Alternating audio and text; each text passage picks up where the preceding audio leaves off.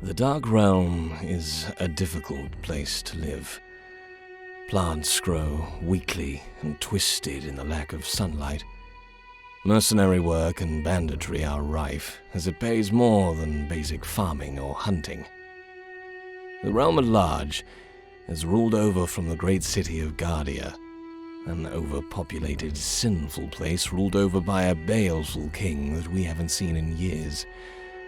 There is an elven kingdom to the south, ruled by the sequestered shadow elves, a dwarven kingdom lost to the mountains of the west, and a tiefling kingdom among the volcanic rock of the islands in the north. Great patches of our land are poisoned and deserted.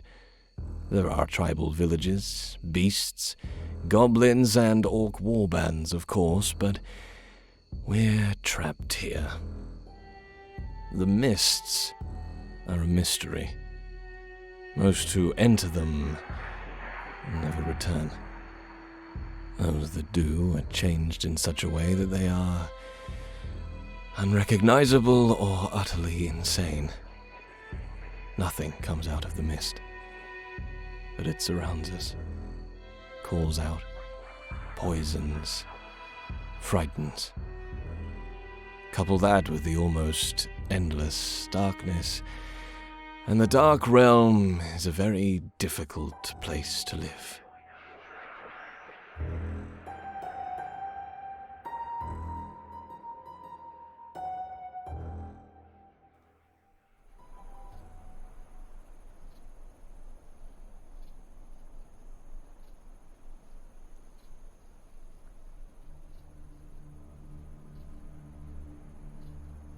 The party leave the safety of the militant town of Kira, with all of its high walls and an overlooking castle, and the sun is still high in the sky, which gives you a good look at the surrounding area, allowing you to map the road ahead.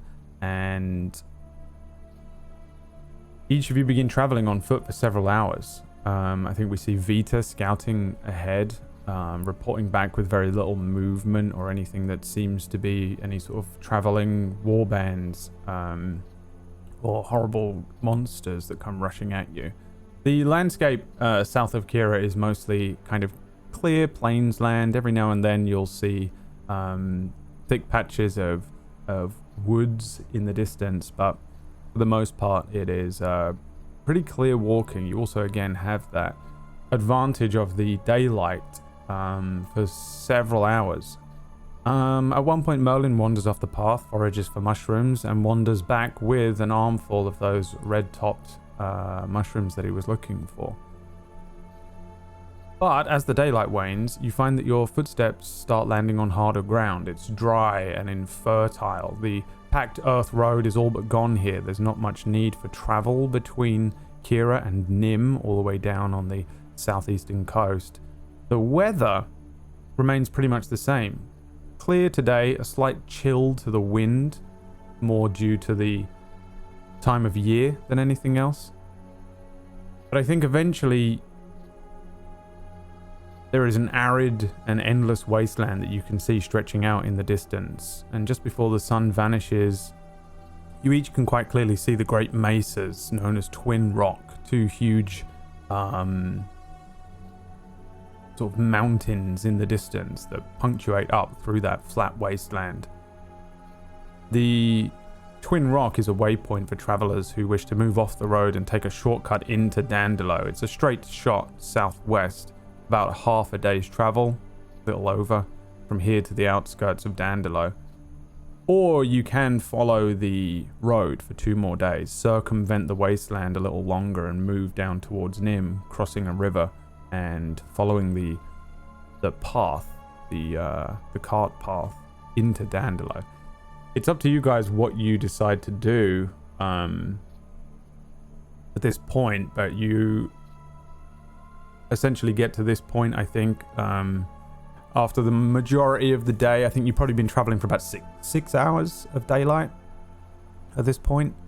And you come to maybe a moment you guys can pause, put your packs down, take a breather as you come to what is literally a fork in the road. Are you going to take the shorter route through the Twin Rock or follow the path.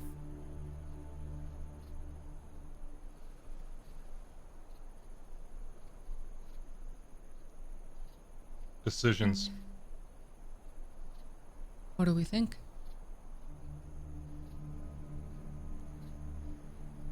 Well, time is of the essence. I'm tempted to take the shortest route, but that has landed us in trouble almost every time thus far, and might end up making things take longer. Maybe we take the safe way around. We have got out of trouble every time. Might be worth just taking it.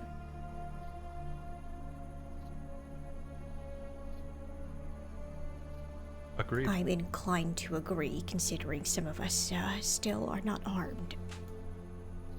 Inclined to agree with who? Safe Taking route. the short path. Yeah. Well, We both we said the opposite Yeah. things. Oh. Oops. I meant the safe path. Safe. I think safety is best. Okay. For Merlin, at least. Sticking with the road? Yep. Yes. So you begin to move down the continue following this kind of packed earth road. For a while here, you do find that you follow the kind of arid wasteland underneath. Again, the ground is very dry and infertile. There's lots of dust kicking up, but not so much yet. You can tell that further into the wasteland there will be what will essentially amount to sand, but out here you are moving along kind of a hilly half wasteland with patches of grass. Eventually you move off of the wasteland itself and you continue to follow a hilly kind of rocky but fertile open landscape. The path is very, very thin and difficult to find in places. If all four of you can roll me a survival check, we'll see what happens for you. Easily able to follow it. 16, 16, 17, 10. Oh, that was another. There was a 15 instead of a 16. You're able to continue to navigate following the path. There isn't. It's not really a path at this point. In places there are stones that mark the edges of a road. There are signs. In other places there's sort of packed dirt. And if you've been to Guardia or Rion or Ochre's Port, they have full roads that are stone and cobblestone. Out here, you're following what is essentially just trodden earth. The carts, the few carts that might have been using these same trails, and you guys are able to still manage to follow that for now, but it gets dark. Once night falls true, it gets a little more difficult to maneuver your way to ensure that you're focusing your travel heading towards Nim at this point, because that's where the road goes. And who would be scouting ahead I think the most? I might be, because I have Devil's Sight, so I can see in the darkness for 120 foot completely normally. So I think here, maybe I would. Yeah? It's not all about sight, though. No. Sometimes it's about perception is all of your senses, your ability to hear things, or even smell things in the darkness. Would we both be doing it, like walking ahead together? Yeah? You can be... Yeah, that works. I mean, it doesn't matter who is doing it. I'm just curious if anyone is sort of prioritizing that over anything else. I would be. All right, you having can experienced what happens when you don't. both give me perception checks.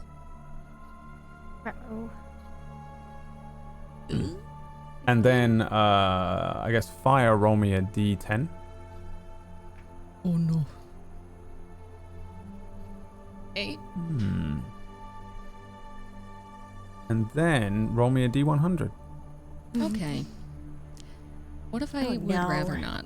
83. Brad, you just said doesn't matter who's doing it. Then call for a bunch of rolls and say after each. I'm scared. Maybe 83 is good. I don't know. You tread on something. It crunches underfoot. You lean down and you find a piece of folded cloth that is tough. When you unfold it, it turns into a stylish cap. Oh, shit. What does it look like? Have you seen Bloodborne? Mm-hmm. You know that thing he wears that's kind of closed in at the front? Oh, that's so cool. Looks exactly like that. Oh my gosh. I will put it on without thinking about any possible consequence and turn around to model it for my friends. All right, roll me a performance check. Okay. Oh. Look amazing, isn't it? It's so I impressive. right. She comes wandering back, Slow clap. and everyone's forced Wow. to slow clap. Amazing. Wow. Thanks. I You're found it. I killing stepped it. on it. That looks far too nice to have just been left out here. Well. What do you mean? Do you think somebody dropped it? I'll look around. I See if there's anyone.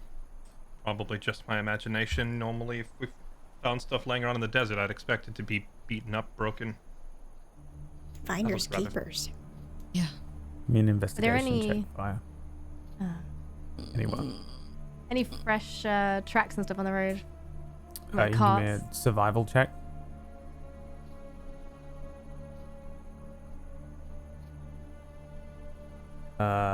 So investigation 18, survival 17. You're looking around for cart tracks, and Fire, you start looking around to see if there's anything else here.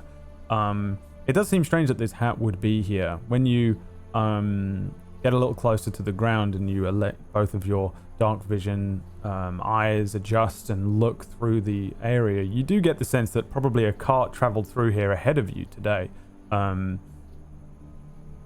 There's no body or anything weird or anything waiting. This isn't attached to like a piece of fishing wire and it's going to lead you into a cavern where there's a bunch of goblins waiting or anything. If anything, you get the sense that this probably fell off of a cart that's traveling ahead of you, that one of the carts that you know to have led out of Kira earlier on that day and probably heading down towards Nim, maybe Dandelo. This probably fell off the back of a cart today. Does it This look like it would probably have? fell off the back of a cart today.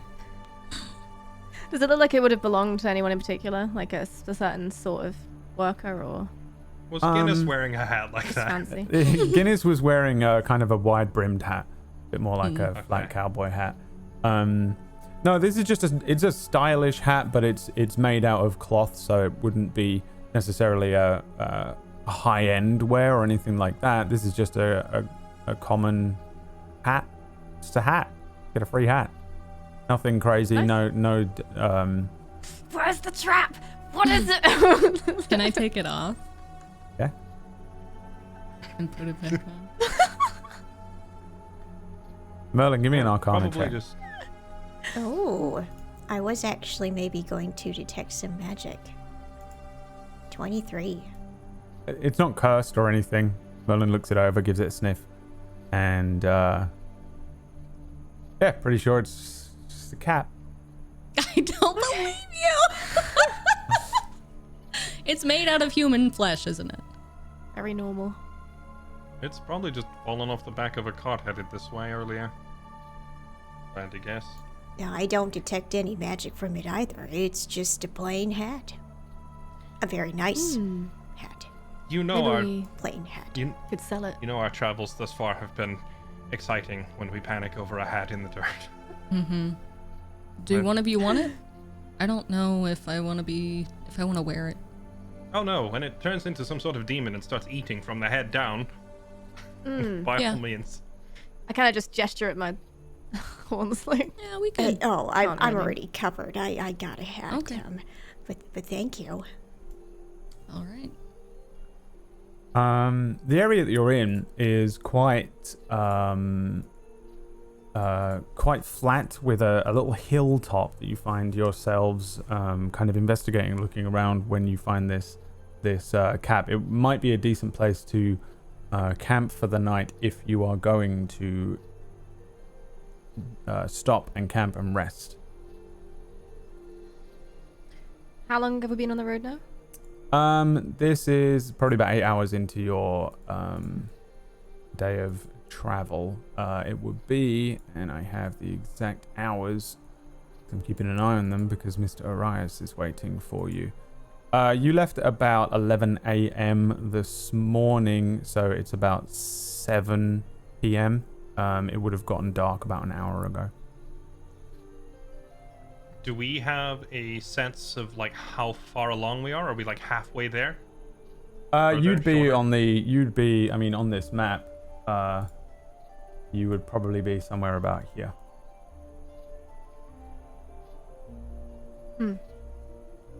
You have Gotcha. about... And do we have to go? Do we have to go all the way to that? Oh, I see what you mean.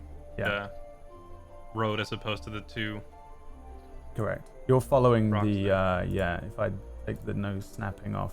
You're following this road. In fact, I'll do it on this one because and chat can see too. You're following this road here. Eventually, it will lead you down to this this bridge, and then you'll be able to follow the Traders Road into Dandelo as opposed to wandering through the wastelands without signs and guides and stones and things that let you know that you're on the right course.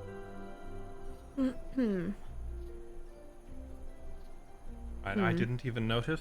Like, I heard your description of the routes, but it didn't register on the map that I can actually see it. That's pretty cool. How far to Nim?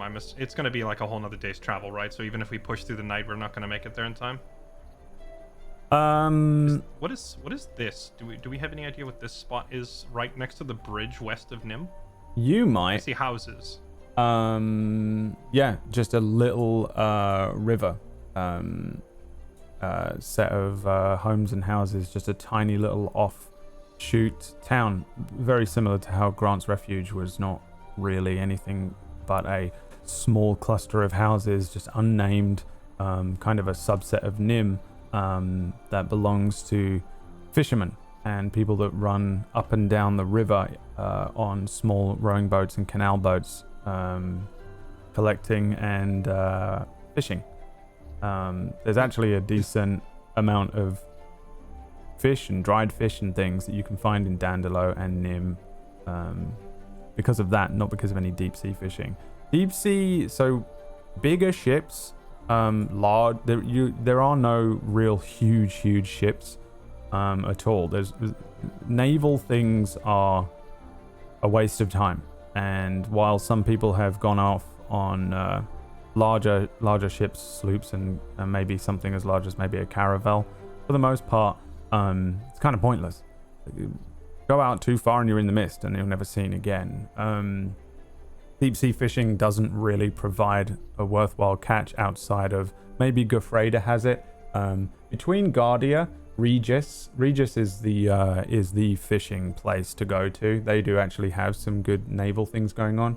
But there are traveling ferries and ships that will take you from Guardia, the mainland of the Dark Realm, over to Fenris Timorosa, which is where the Tieflings are from. At some point, Vix would have taken a ship, probably from Efreet, down to Guardia, and then traveled that road in the couple of weeks before the campaign began. But really, most fishing actually comes from the rivers and lakes nearby the towns, as opposed to what we might understand to be more traditional sea fishing. So Nim and even Dandelo have a decent amount of fish and things like that. However, that little fishing cluster of houses is a little bit off of your route. You're adding hours to your travel to Dandelo to go there. Isn't it right on the road there that we're following? Yeah, kind of, but this isn't an exact accurate map. Right, so we would just be cutting straight down here, right? Yeah, it would just be you'd be taking an extra couple of hours to go over towards that village when you could just not and go straight over the bridge. Right. Well, in that case, If you're in trouble and something huge is chasing you, like a dragon, then you'd probably want to run to the village maybe to see if there's anybody there who can help. So we can destroy the village as well. Yeah, I don't know. They've probably got some basic walls and things if there's something rushing after you. But I'll withstand a dragon. yeah, you guys probably are the people that they would run to if there was a dragon. So you're not the type that would normally run to it. But if you were a trader, for example, you might want to push on to that town if something was harassing you on the road here. But for you guys, it's kind of pointless to head that far along to Nim and the little fishing village there. Okay. So the choice is we either rest here in the thought that there might not be a better place to rest up ahead, or we carry on and hope. I've not actually been there, but... Oh, sorry, go ahead. Well, if you push all the way through the night and then push all the way through the next day's travel to Dandelo, you'll probably suffer a level of exhaustion. Yeah. There might not be anywhere safe over there to rest. Honestly, setting up camp on this side of the river before we enter the desert is probably the safe play, and the smart play. Yeah. I can't think of any settlement within walking distance of here that we'd be able to make it to before midnight at the earliest. As much as I hate the idea of wasting time, I think this is sensible. What do you think, Merlin? I think it would be best that we do rest here for the night, considering, yes, there is water nearby. Yeah. Okay. Let's set up shop here then. So you set up a little camp. Let's see. Yeah. Let's have Fix roll me a d12. 5. A 5. Where are we? So, yeah, you guys probably find a decent area to set up this camp. Each of you taking watch overnight, maybe a low fire to keep you guys from freezing because it would get very cold. I assume people would be eating a little snack, having a drink, and resting. Merlin, you did forage successfully today. We did it just before the show began, but you can... Let's see if you can craft a potion. So you successfully foraged. Roll me a medicine check or a herbalism kit check. Wow. 9. A 9 is the made lowest poison. you can get. Yeah, at some point in the night, we see Merlin sitting up. He brings the herbalism kit out, unfolds some of the things, brings out the mortar and pestle, starts grinding down the mushrooms, boils some water, puts the ingredients together. But there's something up, Merlin. You begin to create this potion with these mushrooms. They're freshly plucked today. They seem like the right mushrooms, but in the process, you spoil the ingredients or you mess it up. What do you think happens? I think I got a little too comfortable, and I messed up something in the recipe. Maybe I didn't grind it up clockwise as it usually is. Maybe I went counterclockwise today. Yeah, no, I just wasn't feeling it, I guess. Yeah, messed it up. You can tell once the potion comes together at the end that it hasn't come together correctly. Something is wrong with it, and it would not be advised that anyone use it as a healing potion. You're pretty sure, if anything, it's going to make them sick to drink it. I would toss it. Right over your shoulder.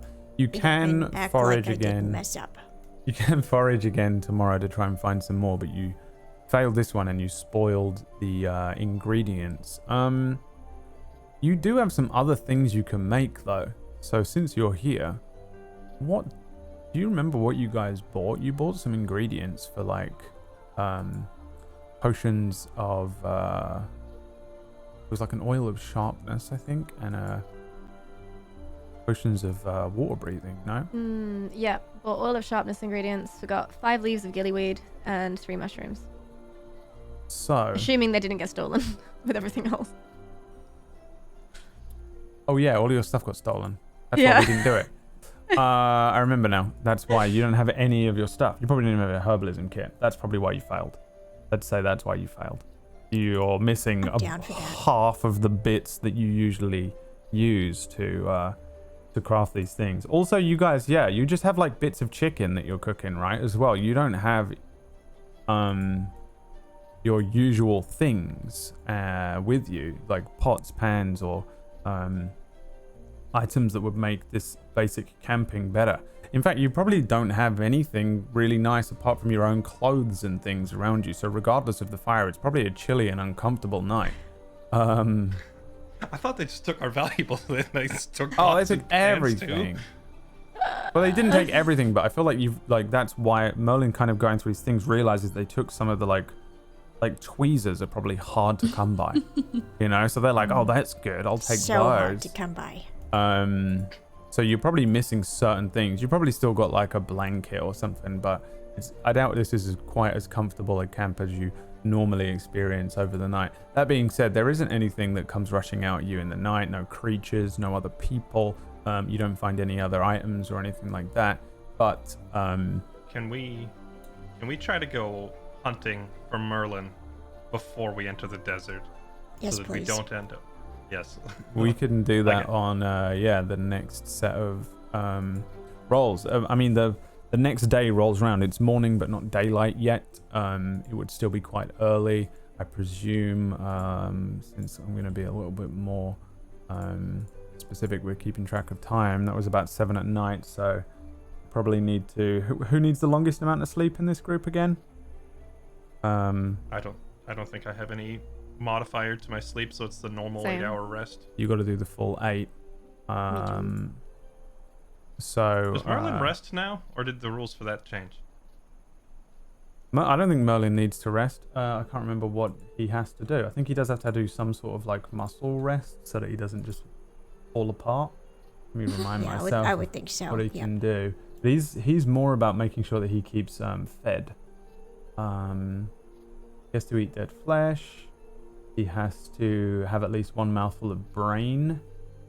At one point, I imagine you probably just pop a chicken brain in his mouth. Keep him from creeping over to one of you in the night. But yeah, I don't think he. I actually don't think he does need sleep. Technically, you probably can sleep, but I don't. But it's not a thing that is like necessary mechanically. He and Fire can both just sit there awake all night, keeping watch. Yeah, pretty much. But he was Playing working rock, on paper, scissors for 8 hours. he was working on his things instead, so that's kind of a thing. Ultimately, I'm not even going to make you roll for it because nothing's coming for you, so it's just a waste of time. You're okay. It's meta, but we can assume that each of you is taking a watch, but mechanically you don't need to actually roll anything. So it's actually probably in the middle of the night. It's probably like 3 or 4 a.m. by the time you guys feel rested enough, packed up, and begin heading out again for what is essentially the next day's worth of travel. We'll say it's about 4 a.m. once everybody's woken up and begins moving out again. So who here? So Merlin, I assume, will forage for mushrooms. Who wants to hunt? To make sure they find something with brains for Merlin to eat. And if you're good I at will. hunting, that will be a survival check for the record. Yeah, I'd be okay with that. I'd be okay with it. We can have Good both, We yeah. get together. And then alright, so let's have wait, you're both doing it? Yeah, Yeah, sure. we're partnering up. I don't think there's anything else I want to do. So. Vita can scout for you, so give me a perception check from Vita. Everyone else give me survival checks. Will, I'm just going to put you on making sure that you're on course. Yeah, I'll navigate and try to keep an eye out for ambushes while they're doing that. And I will lead us in a circle with a 5. Well, you'll be very pleased to know that 5 is the DC for this because you're on a path. So you're okay. Nice. Fire and Fix. All right. Let's see what you come back with. Roll me D6. Oh, damn. You're going to eat well. That hat. It's inspiring. Mm-hmm. It's clearly a bard's hat. Something out there. Now, where are you? You are between Kira and Nim. So, I think you guys come back with a boar, this is not a huge thing that the two of you are carrying. It's a small, like piglet-sized thing that you've got, like a little guy. But it has brains, and you can see that it has. Between the two of you probably expertly found it, tracked it, was able. Maybe Fix kind of ran it into Fire's path, who very quickly and deftly put an arrow through its heart, bringing it back to the path as Will and Merlin are moving along. Merlin, by the time you two return from the small hunt and catch up to the other two, you see Merlin is kind of holding another armful of the appropriate mushrooms. Every so often, Merlin scurrying off the path into the kind of grasslands and the underbrush, his butt moving into a bush before at the other end of it he comes back out and he's got another mushroom to add to the pile. Will, it's not easy to follow the road. Again, really because this is just a matter of finding a very, very rarely used trail, but a trail that it is there for the rest of this day. You're able to manage to keep everybody on track. Vita rolled a 6, however. So roll me a d12, Fix. Goody. That was such a very nice way of telling me I managed to follow a path on the ground. Yeah, but it's not really it's not a road. You guys aren't on a highway here. You're on like a almost a woodland trail for like half of this, and just like you're in these open fields and plains. So it's just a matter of finding.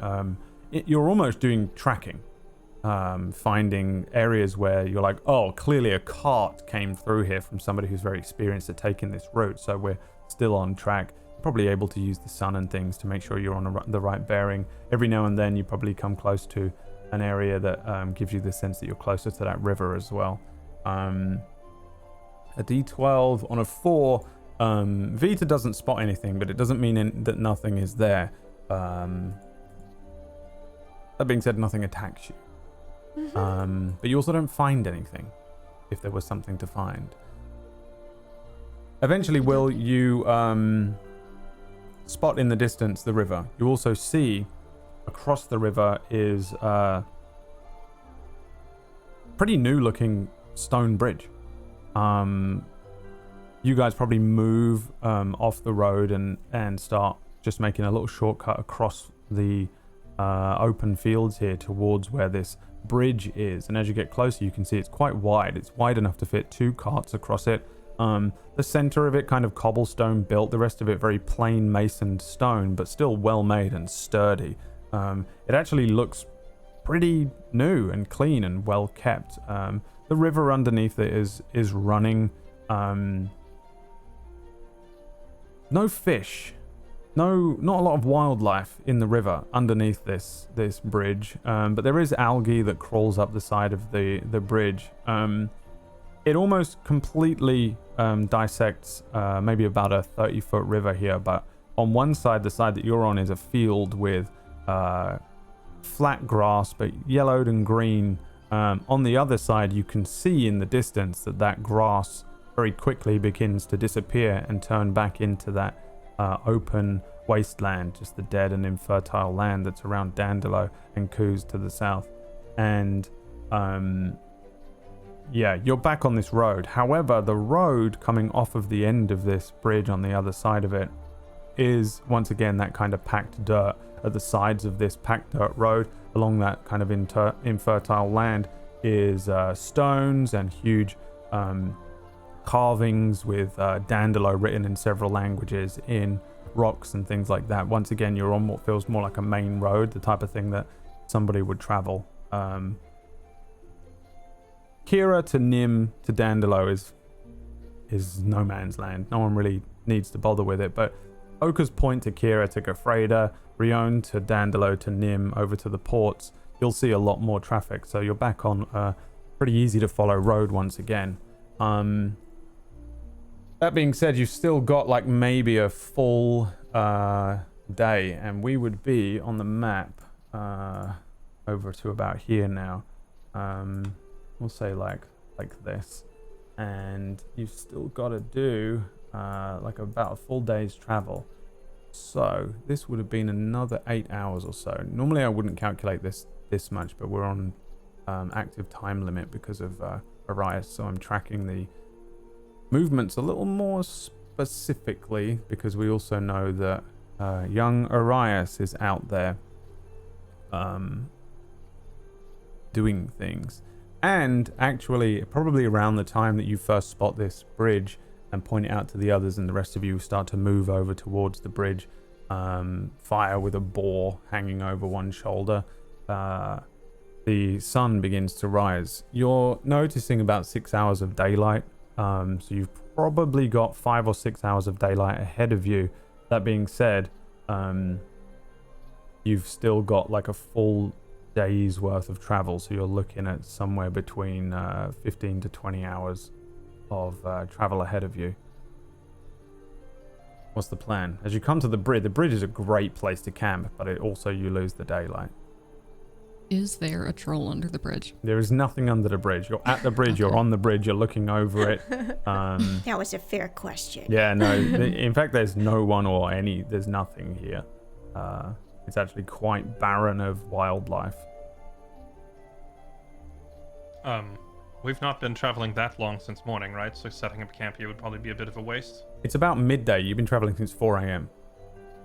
Okay, so We've done the full day here, yeah. You took the safe but slow route. So I'm jumping forward in like 8-hour bursts. And it would be how long till Dandelo from here? Like a whole day and a half? Pretty much.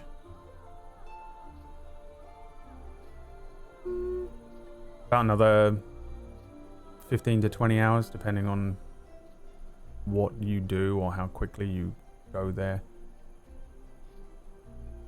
I've never camped on a bridge.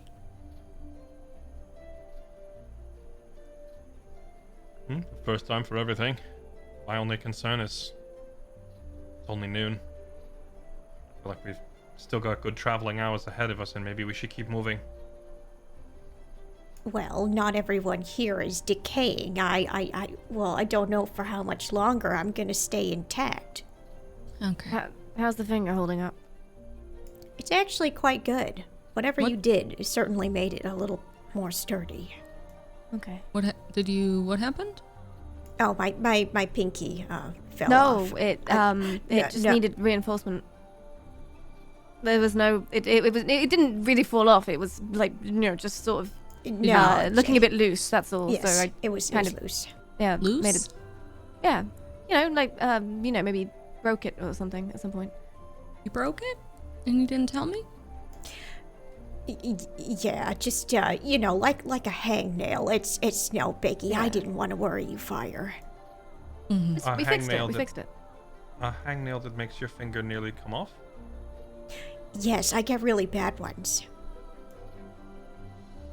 Always? Or I don't remember that happening.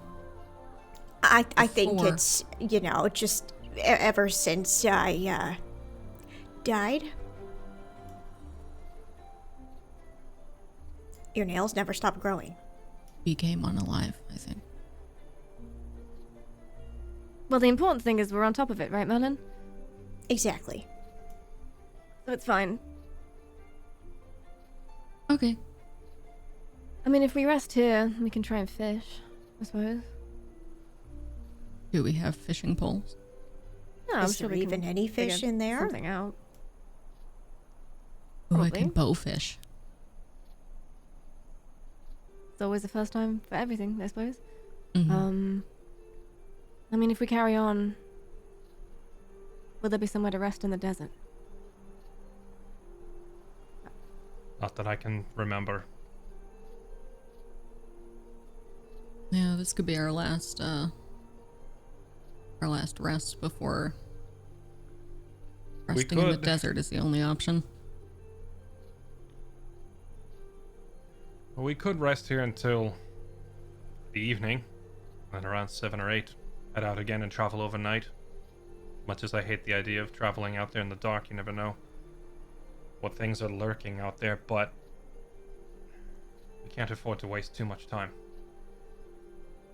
I'm with you there, Will. But I suppose the bridge probably is the last place we're going to get a safe spot to rest before we make the trek across the desert, so settling down here is not a bad idea. That and maybe relax a little. Who knows what's out there? Mm-hmm. Yeah, who knows?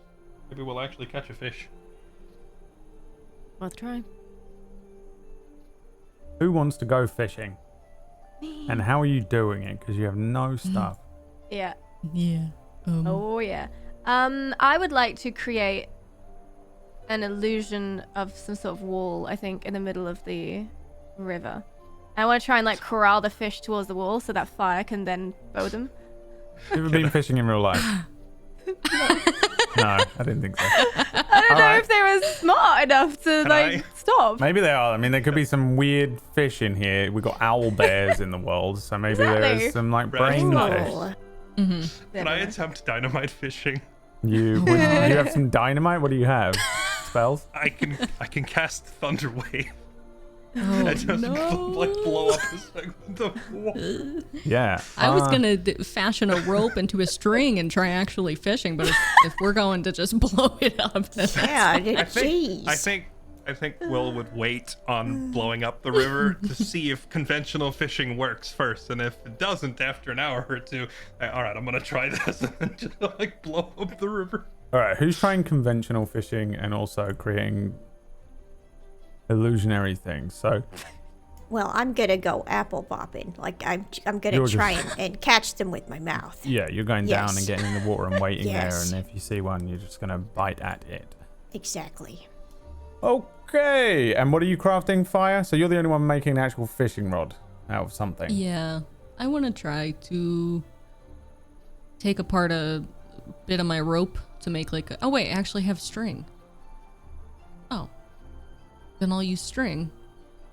For what it's And- worth, I will assist trying to create the thing. I don't have any parts, but I can at least lend a pair of hands. Yeah. String, and what do you got for like a hook pole, or? a hook.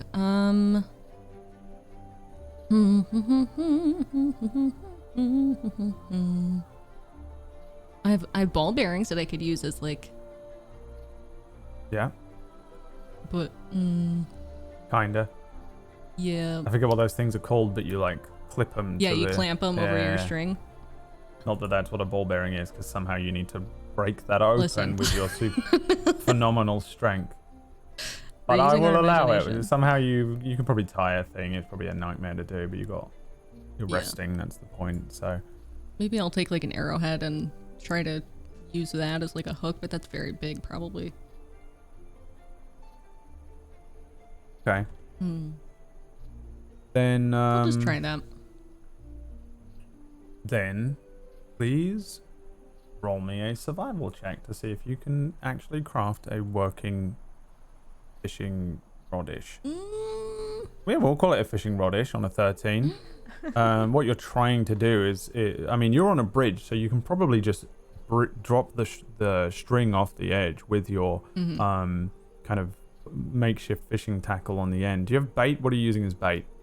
I have a ration. I was gonna just maybe rip up a little bit of whatever, something Yeah. that smells strong, and throw it Yeah, in there. something. And yeah, I think you sit on the top of the thing, on the top of the bridge. Merlin, give me a perception check. Fix 20. creates an illusionary wall, and I'm not gonna lie, it does nothing. Fix would know more about fishing than I do. In fairness. Yeah. And okay, so you know what? We're gonna just stick with Fire and Merlin for a bit, even though you two are helping them. What it really does is negate the extreme disadvantage because there's very, very little fish in this river.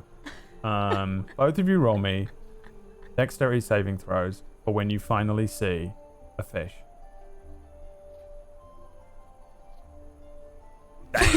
Merlin, Falls in the water. first of all, Face plants. Merlin, what happens on that fail?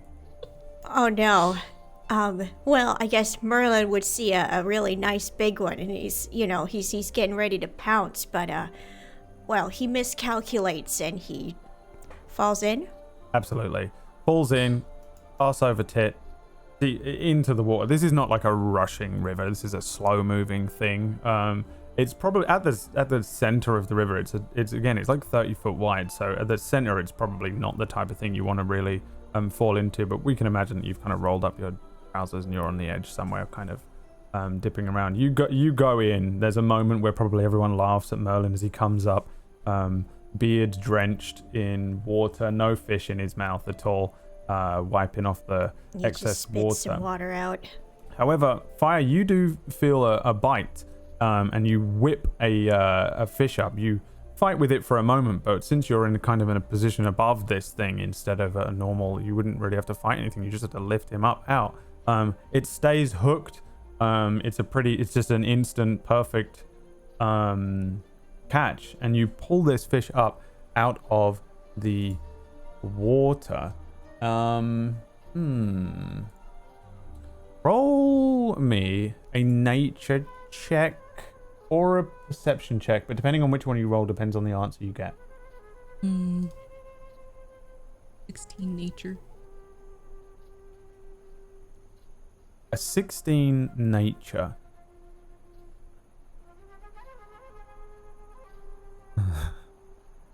Oh no. You pull this fish up out of the water. Big looking fish. Decent size. It's not going to feed everyone here, but it would be a nice treat to have a fresh fish. But you're looking at this thing, and there's something wrong with this fish. It's thin. The scales on it are loose. Even as you pull the thing up out of the water, you see them falling off of its back, and it doesn't look right. It looks sickly, this fish that you're looking at.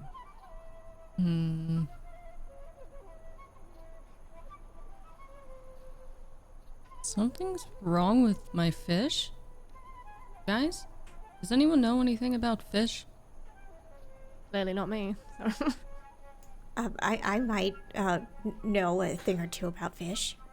Okay, don't eat it because something's wrong with it. Would I have heard any rumors about this, Brad? I'm no fisherman and I don't know much about fish, but this was where I was, like, along the water here is like where we were posted, or where I was posted in my army days. I've been up and down the coast. Have I heard any rumors of, like, fish being weird here? Give me a history check. Anyone can if you think you have any justifiable knowledge on the areas around here. A 19 It's a on mist the history. fish. 19. So, this area, so Dandelo and more distinctly in Coos, people don't hunt the fish or the animals here very often. It usually causes botulism. You find there aren't even that many animals here. The type of things that live in Dandelo and in Coos are usually kind of monstrous creatures, the types of things that you're more likely to expect coming out of the mist than out of the forests. And while, yes, there are things like owl bears that might look strange to our eye, they're still kind of healthy looking creatures. The fish in this river that Fire pulls out is sickly and unwell looking. You're not sure necessarily if it's poisonous, but you're having that almost like kind of weird natural response to seeing something that looks sickly.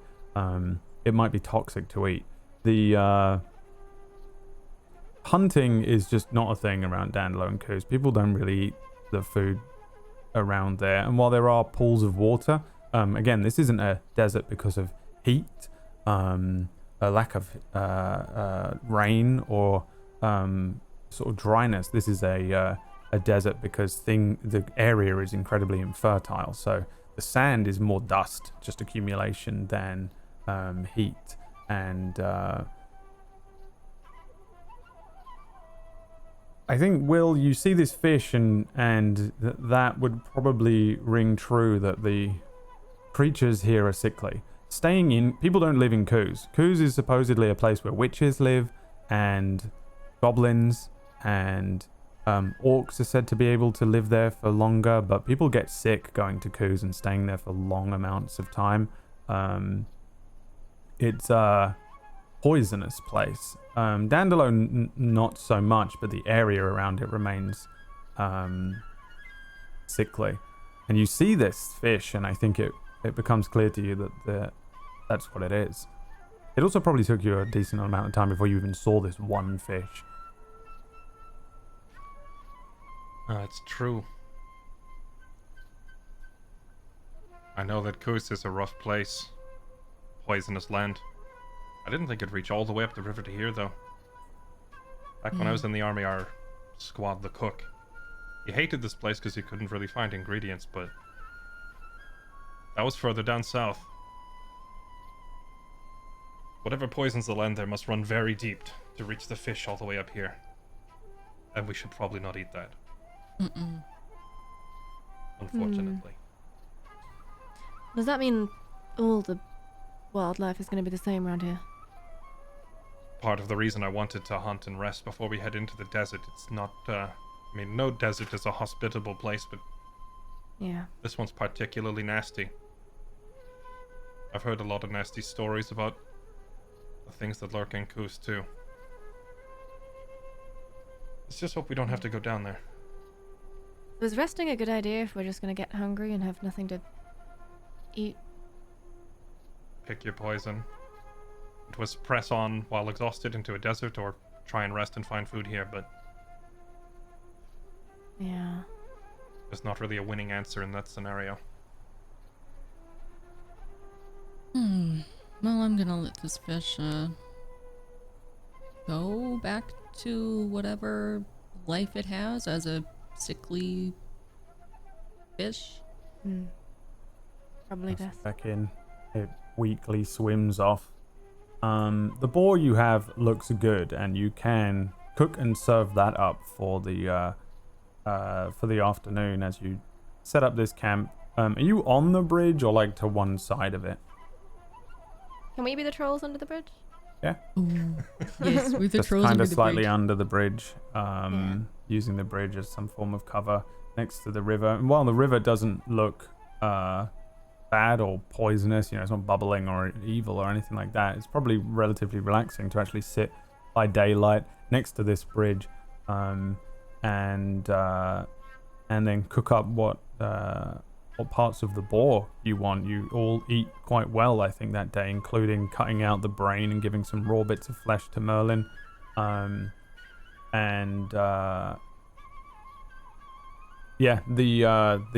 daylight of the day will pass. After about 7 or 8 hours, an hour or two after the sun has set, you probably pack up and head over the bridge and follow the road towards Dandelo. One final push. Before we get the rest of the way across, I want to stop fire on the bridge. Mm-hmm. Fire. Hmm. Can I borrow your services for a moment? Who do you want that? Well, no one. But, appreciate you letting me borrow this thin little sword. However, I can't say I've ever used one quite like it. Mind going a round or two with me? No stabbing. No actual stabbing. But I need to get the hang of this thing in case we end up in a scuffle. Besides, I've always wanted to have a duel on the bridge like in the stories. Ooh, yeah. Think of how cool we'll look. Mm-hmm. Oh, you know what we should do? What's that? We shouldn't tell them that we're practicing. We should just act like we're fighting.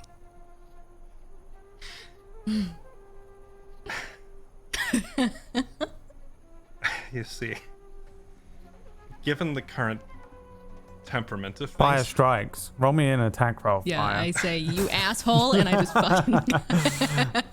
That's exactly what I feel you're like I feel like they'll both just A 13 against your AC. But are you actively trying to parry to get used to the swords instead of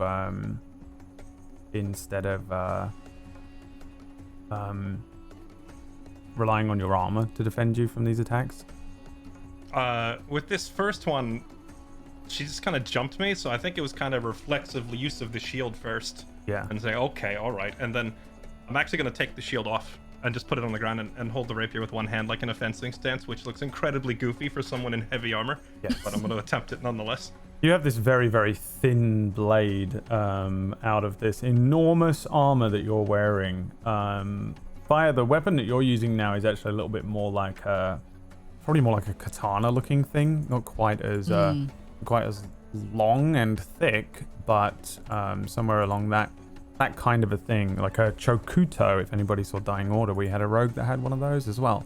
So it's a little different the way that you can use this new blade of yours, the Iris blade, which you know has the enchantment which allows it to do extra poison damage, but you'll have to actually cut flesh. And I will assume that no matter what you roll here, you're not ever gonna deal any damage to each other. Will moves backwards or adjusts himself, and the shield glances off your strike. Merlin and Fix suddenly turn around from the sound of the sword striking the already very scuffed and scratched looking shield that Will has. And Will, you would like to, I presume, see if you can return an attack. Since you are clumsy with this, you have disadvantage on the first attack. Okie doke. One disadvantaged strike coming up A on 14. Fire, what is your Nice. AC? 18. Fire dances out of the way of this as you kind of thrust forward with this Actually, thing, hold on, lunging that's- maybe. It's not coded in. I think it's still a miss, but it would be. Yeah, it was a 15. I'll fix it. What are you missing?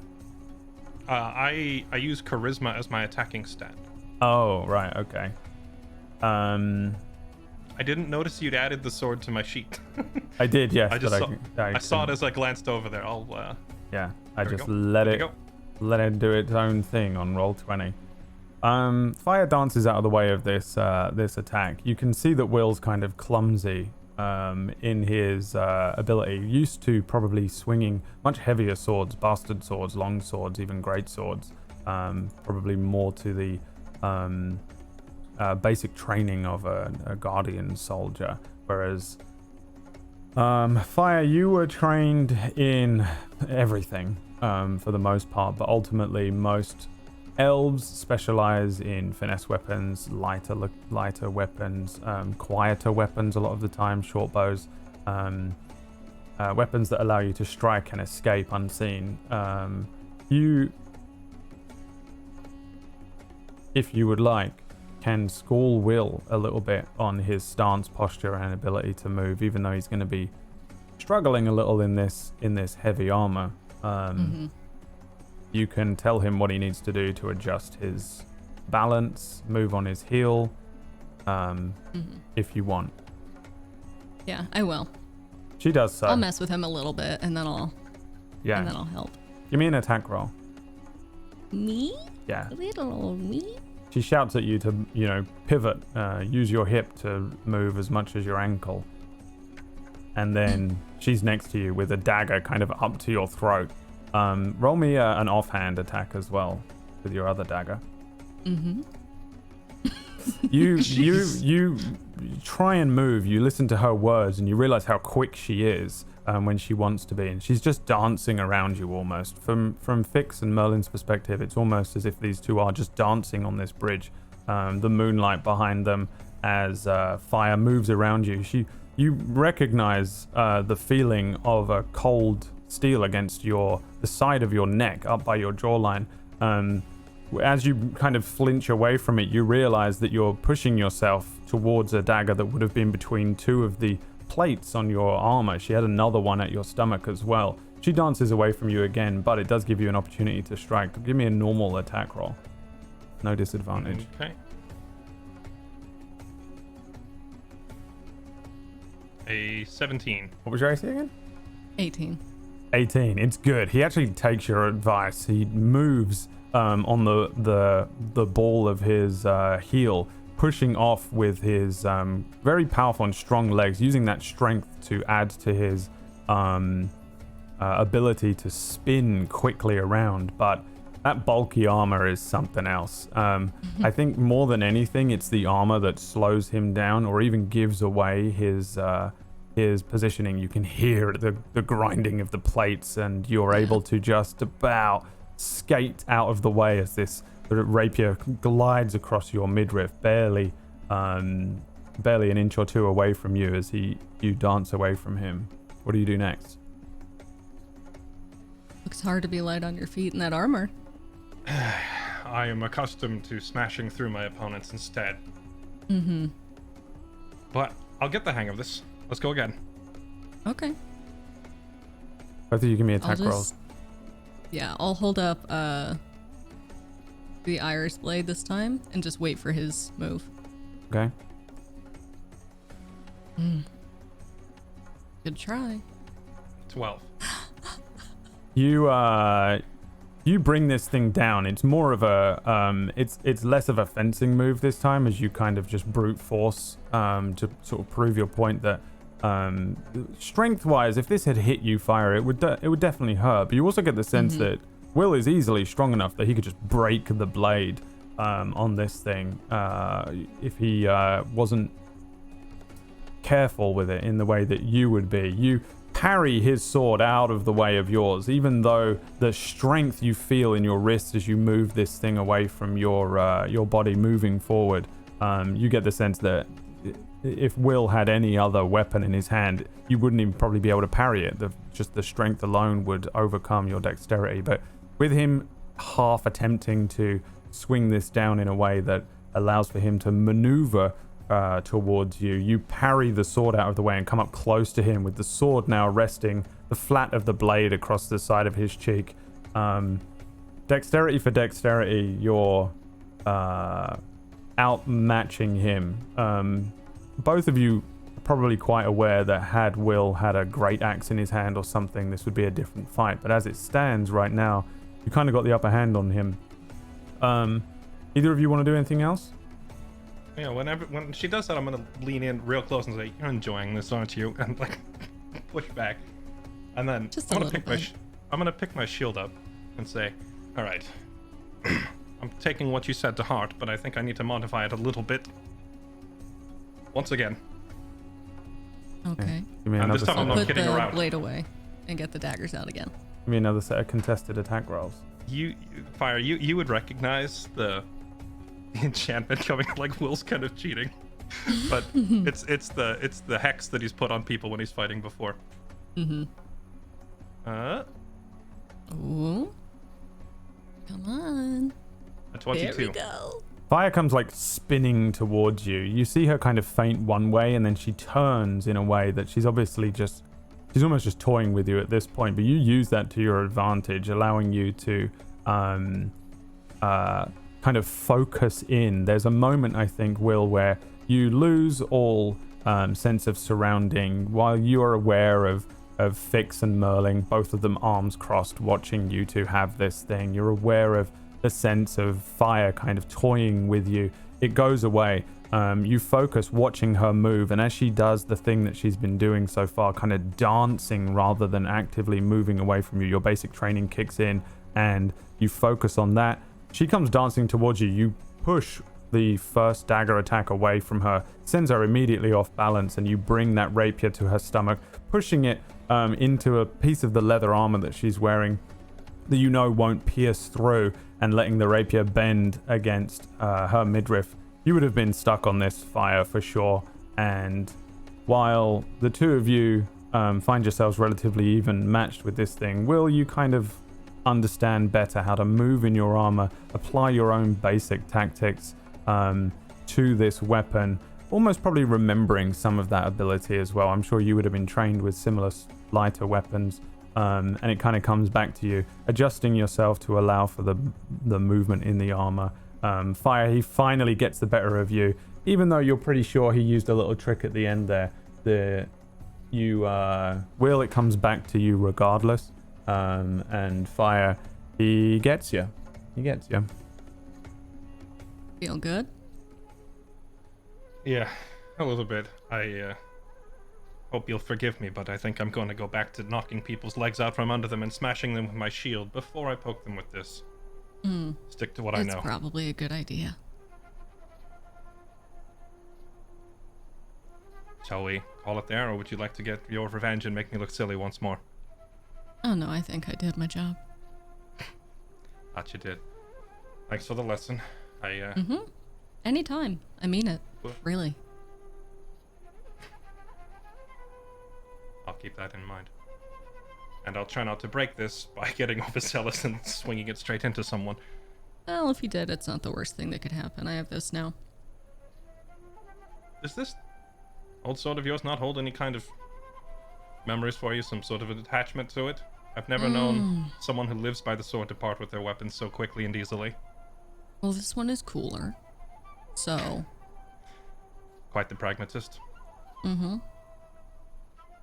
don't have memories that I really want to hold on to. I don't mind giving them away. I think some of us wish we could.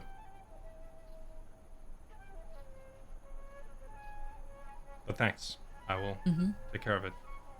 At least until I retrieve, ideally, my own sword back or anything else more suited to my talents. And my talents, I mean my lack of talent. Giant heavy thing. Yes, let me just smash things like an ogre. It's so much easier. This brings back a lot of memories. You know, it took me almost 6 months. We had 3 weeks of training before we shipped out to the mountains during the Pointless War. 3 weeks. They trained us in spear, longsword, shield, and bow, and crossbow. It took 6 months before I actually learned how to wield it properly, getting beat up nightly in the camp because I kept challenging a fellow named Vajiran over and over and over. He was the best among us. That does sound like something you would do. I'm keenly aware. Boy, for a moment there, we thought, well, mostly me. I thought you two were fighting, but, well, as soon as, no offense, well, Fire whooped your butt, it was practice. You did well, though. I'm just hoping when it really comes down to it in a real fight, I'll be able to put this thing to use. Also, thanks for not fireballing me. I was kind of concerned about that.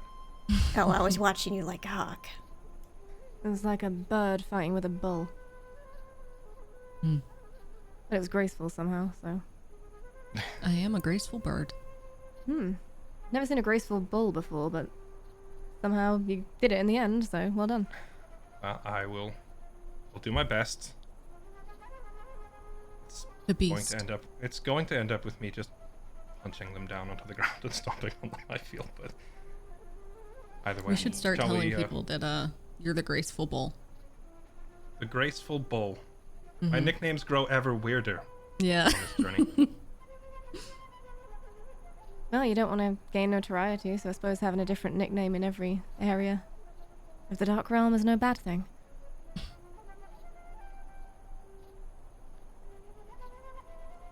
we go now, though? Shall we get back? Yeah. Shall we get back on the road? Thanks. Yeah. Okay. So after your midnight dance, you each head along the road now, and you move for a little while, kind of following this road. The ground underfoot toughening up again as the patches of grass are left behind you, and you just start to walk out on dust and cracked earth, almost as if it was sun-scorched, but the extreme lack of sun, and honestly the amount of rainfall that happens is too much for that to be the case here, and yet the area around you appears to you as if it were a desert. After several hours, you actually start to realize that underfoot there are areas of sand and dust that are thick enough that you can kick it and pile it up.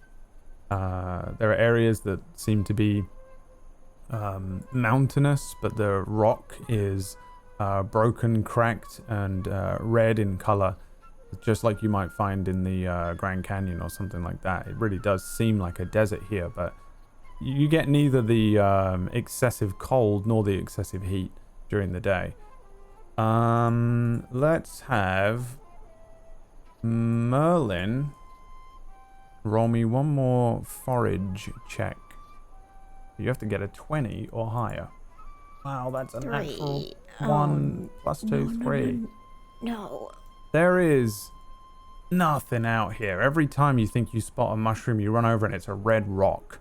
Every time you think you see something that might be alive, you rush over to it, and it is a shadow or something that's moving.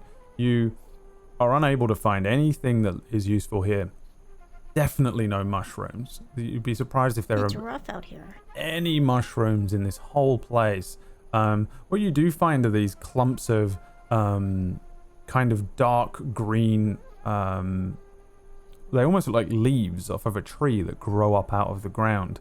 Every now and then you stumble upon a natural kind of crop of these leaves, like a small bushel of dark green leaves with purple edges. Give me a nature check for those. Yeah, you know what these are. These you might not ever have seen if you've spent your entire time in the lush forests down by the iris tree. This is leaf of the sand, which you know that people smoke like tobacco.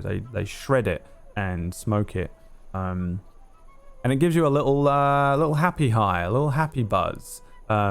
It's an extreme relaxant, relaxes all of your body. Too much of it and you'll poop yourself. But it's commonly found here in Dandelo. It literally doesn't last. So once you pull this up out of the ground, it dries very quickly. And once it dries out fully, it's just unusable. It just becomes a normal leaf. You do find a few clumps of that you think you could shred and smoke like a tobacco if you were interested in doing so. Other than that, there's like nothing here. You spy every so often some very long-rooted cacti, these kind of thin-looking things, and they're not lush and green like we might expect. They're browned in most places. The thorns on them long and black, curved at the ends, but cacti nonetheless. Just about the only plant life in the entire place that you spot. No mushrooms, and also no wildlife. You find bugs, and there are things that will land on you and try and suck at your blood, like mosquitoes, but little creatures like that. But there's no deer running off. There's no boar to hunt. There's also not really any birds flying around, or bats or anything that you might expect. Every now and then, you probably feel quite alone out here. It's relatively quiet, other than the whistle of the flat planes kicking up some of the dust and dirt around you guys as you start to move through this area. I'll have I guess, in fact, just give me perception checks. You're on the road. I don't think you can get lost because you're following a really obvious road now. Wow. You sure? Performance. Who got the lowest there? Vita. So Fix, roll me a D12. 11. 11. Interesting. Okay. Well, on the map, you guys are probably somewhere along here where we leave off our break for the evening. When we come back, you will either be under attack from an ancient brass dragon or arriving at the town of Dandelo. And I know how that sounds like I might be joking about the dragon part, but clearly you've never seen this show before. So come back in a few minutes. We're doomed. We're going to go for a little break here, and when we return, we'll see which was true. What do you think? Predictions in the chat. Be back in a few minutes. A good Thanks one. for watching. When we were level 3, you threw a green dragon at us, Brad. I don't trust you. Oh, I love throwing an ancient dragon at level 1 parties. It's so fun. All right, we'll be back in a few minutes. Thanks for watching. Bye.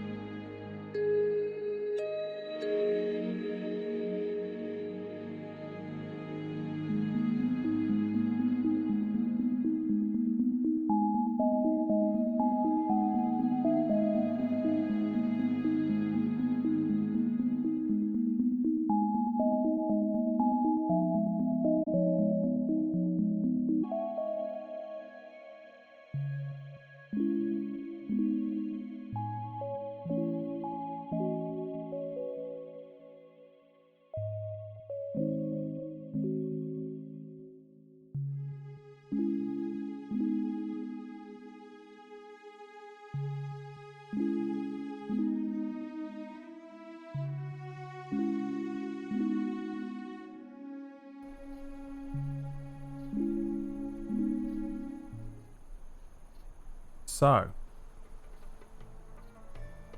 in the distance, you see Dandelo, which is an odd sight, I think, for each of you as you follow the road up towards where Dandelo is. And I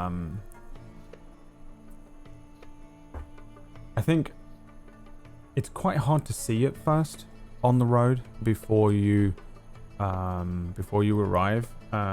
Realizing that up ahead there is a sort of a mountainscape, almost a natural set of mesas, hills, and more kind of peaked mountains, you start to recognize houses. And I think with you coming up on this quite late at night, it would be or would it? Would be quite early in the morning, which would be late at night. So yeah, we're looking at like 3 in the morning. So yeah, you're coming in real late at night for this one. I think you're already almost in town when you suddenly recognize all of the houses and things here. Due to all of the extreme weather and the dust and the sand and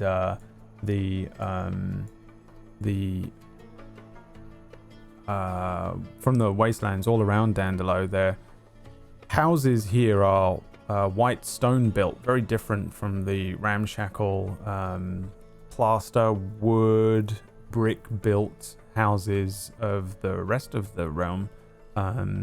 These houses are built sort of straight out of stone and smoothed at the corners from the wind and the detritus that gets thrown at these houses. Most of the houses sit nestled into the hills and the mesas that make up the area around Dandelo, and in an attempt to sort of block out some of the weather. Similar to Kira, there are levels to Dandelo because it's kind of built inside of a natural occurring mountainside here in the middle of this wasteland and desert. There's a lower level which has a sort of a grand street with a bazaar that runs up and down most of the large parts of the road. The road that you're coming in on continues straight through the lower side of Dandelo and out the other end. There are wooden palisade walls that kind of intersect parts of the road to keep out the larger wasteland monsters. But along the road at constant points, there are small steps and stairs and ladders that run up to the next sort of section a bit further up and nestled into that natural mountainside, the secondary level with tents and longhouses, more of those white stone buildings, that are scattered kind of haphazardly. You can see a lot of people as you move closer into town here, moving lazily from tent to building, from building to stall. Nobody here, unlike Kira and even Jairus, when you arrived, there was like an imposing sense of military and a guard at the gate. It just doesn't exist here. You walk practically straight into town with people moving around you. As you're looking up and further up into the areas that this town is built and nestled into this mountainside, you can see that there are lots of these little buildings, but there's one particular building that stands out, nicely built architecturally, a huge building that overlooks the town. This is where the Dandelo clan natives lived, known as the Dandelo clan.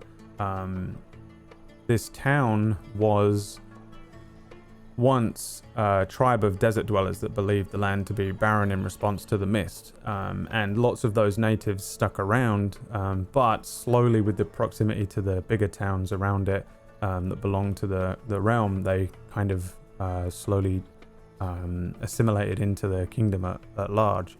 But there is a serving council known as the Mulgreesh, which run Dandelo, and they sort of sit in this huge building at the top that overlooks this place, and you can see it from pretty much anywhere in town.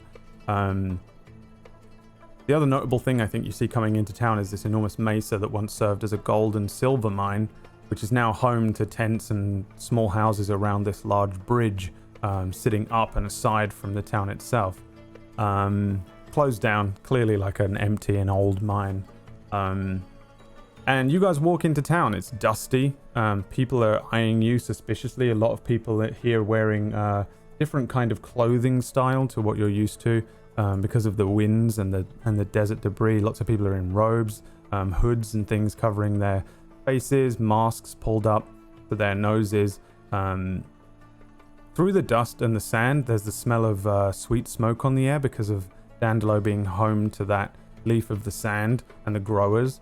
It doesn't last long, and once it dries out, it loses its potency, so a lot of people just smoke it here as a simple luxury. So it's kind of carried on the air almost all the time. Walking straight into town, you walk past a kind of large carved face in the mountainside that is a response to Aersa, the goddess of the voice. And Dandelo being one of the more religious places, in the Dark Realm, they believe that the mist constricts the realm as penance, and when those that have paid their dues for ancient sins are finished, the mist will lift, and the goddess will sing for them once again. So you'll probably see around town little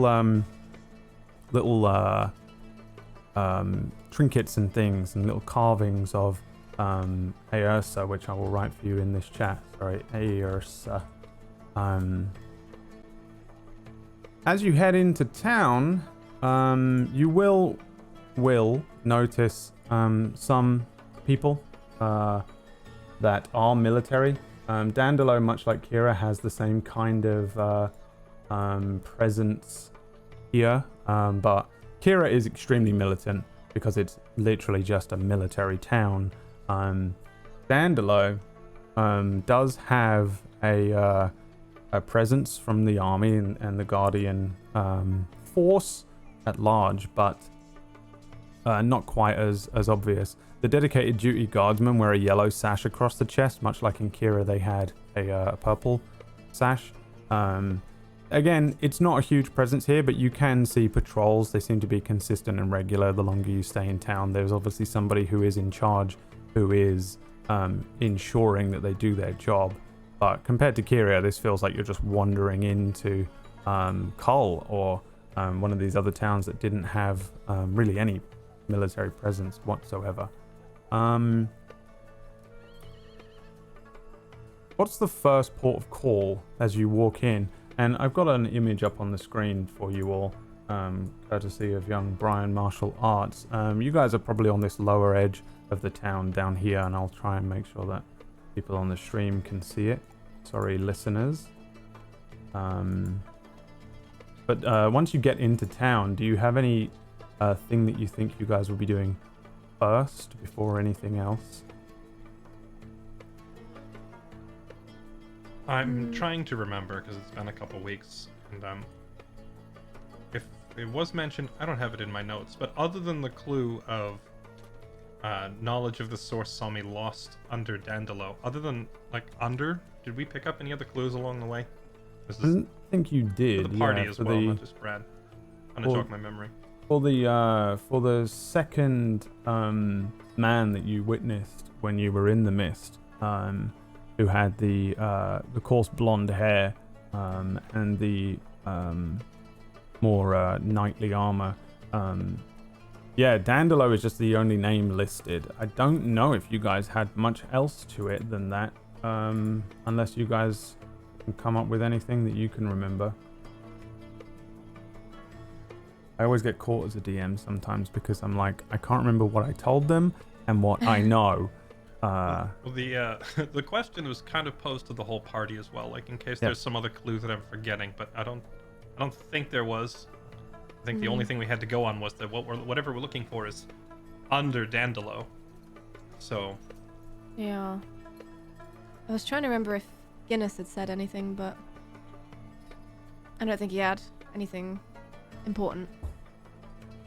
So it was just your clue and then meeting with the drow, shadow elf. Mm-hmm. Can I look around and do I see any shadow elves? Yeah, you guys are in this big street. Will is kind of contemplating what to do next. You each kind of wander in. A few people looking at you. There are people moving across the street in front of you. A cart and a wagon trundle past you, and they're not even stopping. They're moving through Dandelo and heading out. Give me a perception check. Fire. A 5.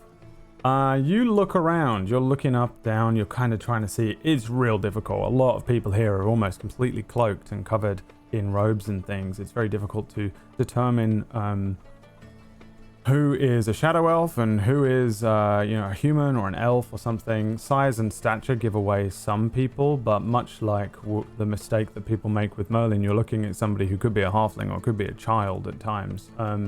You are pretty unsure, I think, at first as to who might be friend and foe, let alone specifically who is an elf or a shadow elf.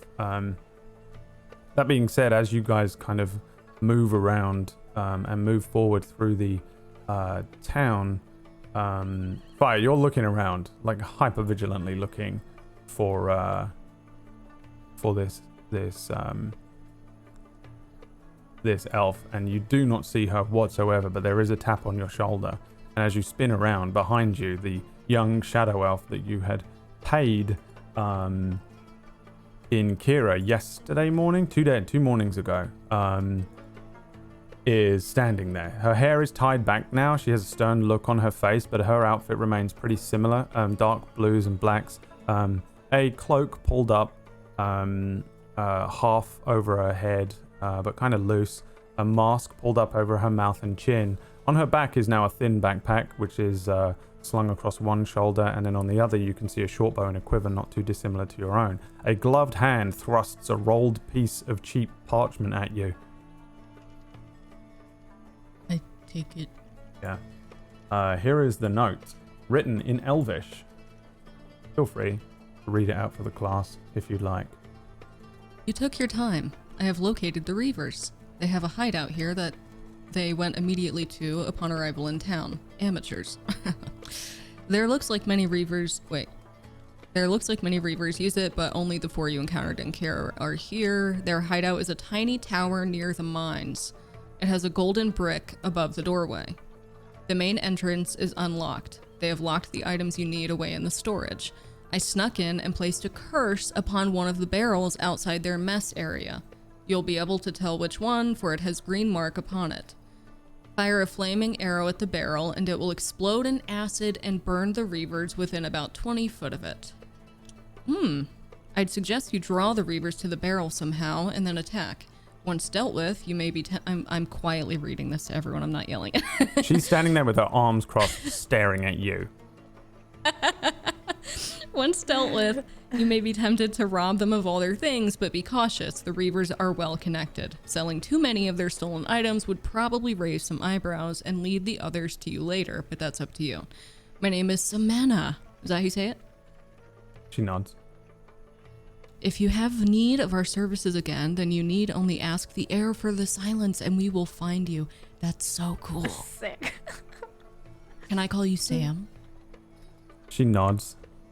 She looks across each of you, nods at each of you as well, and winks at you and then turns around and just starts walking the way that you just came down.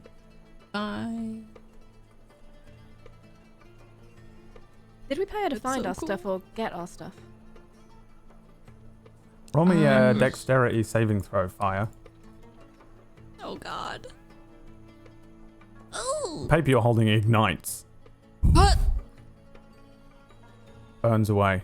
You drop it, letting go of it before it burns your fingertips. She's walking This off. message was You self-destruct in 5 seconds. begin to lose her in the crowd.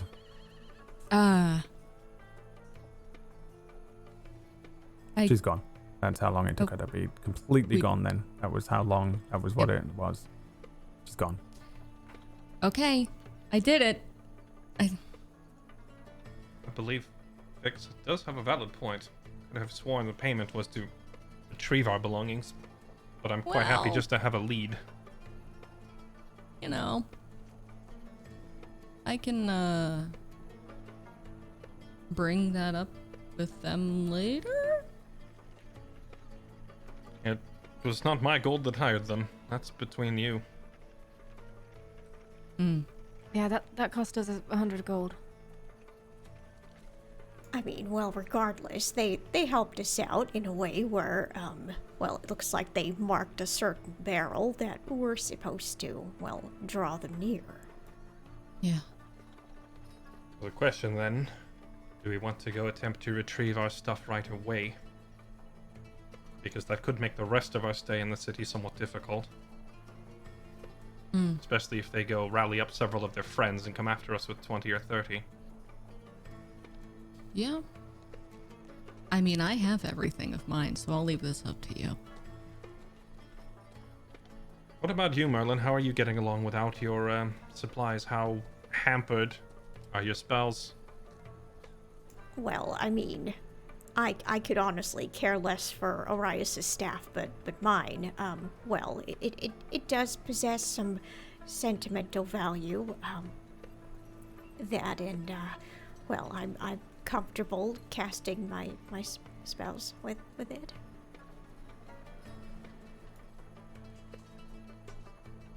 Right. What I'm asking though is, can you cast your spells now? Like, I'm not sure. I'm not a wizard. You tell me. Without your staff, can you actually do anything if we get into a conflict with these guys?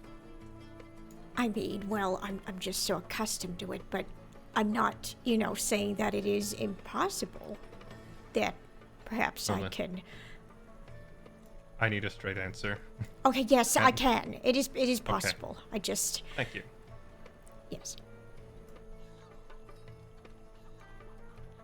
So, we've been traveling for a while. Arias will be at Gore's Point in 2 days, and he'll stay there for a further, 2-3 days?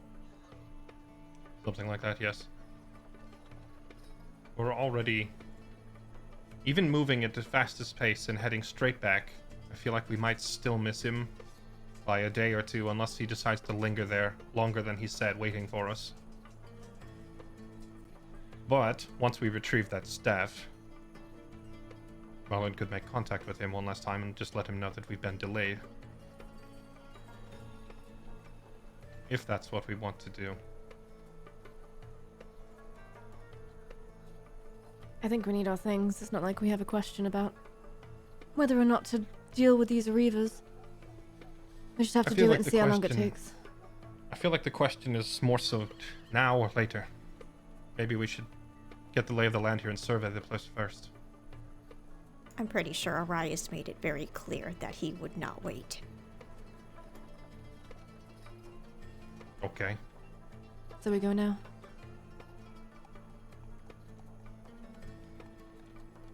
Sure. Depending how quick we are. Okay. We can look around quickly and see if there's any of their type around, and then...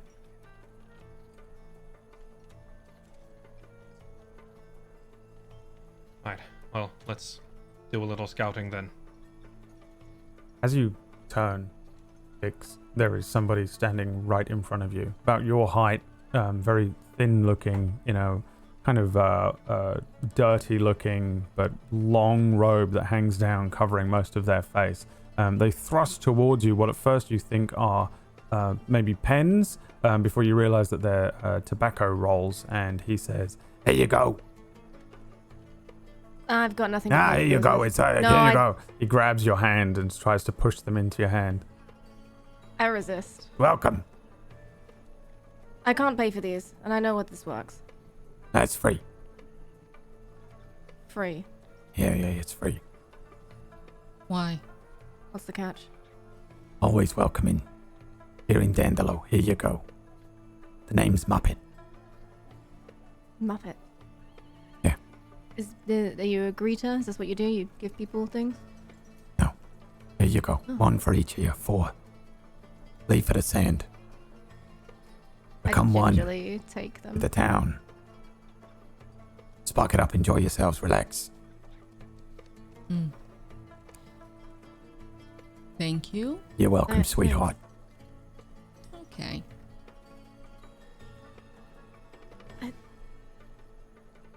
Does anyone know what this actually is? Leave for the sand. Oh, you're still here. Yeah. It's a leaf of the sand. Oh, I saw these while we Looks were a out in lot the like- desert. Smoke it. Looks a lot like leaf of the sand to me. Inhale it. It'll Okay. calm you down. You look I stressed. think it might be leaf of the sand. Get you nice and relaxed. Okay. I mean, You need more of it. certainly- One copper. It's just 1 copper. I gotta roll you up one. Mm, You want more? this should be fine. All right. You head on up to the tusk up there. Points up to the second kind of level. Big tavern. Plenty of rooms. Nice and safe. It's a native place. You're safe here. Okay. Yeah, Do don't you worry. know us? Hey, is that a gnome? Yes. Holy shit.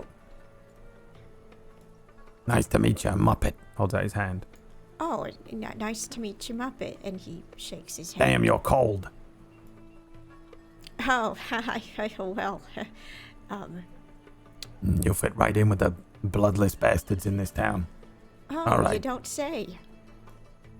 Had circulation. Yeah, well, you need more of it. You know where to find Muppet, yeah? We got the best stuff, Muppet. Okay. Don't go buying Thank it you from no again, one else. Kindly. The rest of the Okay. growers here, they'll scam you. But Yeah, you shit won't, stuff. No, that's the best stuff right there. Best patch. Right? I got the best patch. Okay. Why are you giving it away for free then? If it's the best stuff. Yeah, because you're going to want more. And you know where to go now. Let's see. Okay. Can I fucking? What is this guy do? What is he doing? What's You the guys are deal like here? walking along and he's walking with you. Yeah. The fuck. What are you, army? He dings your shield, Will. Used to be.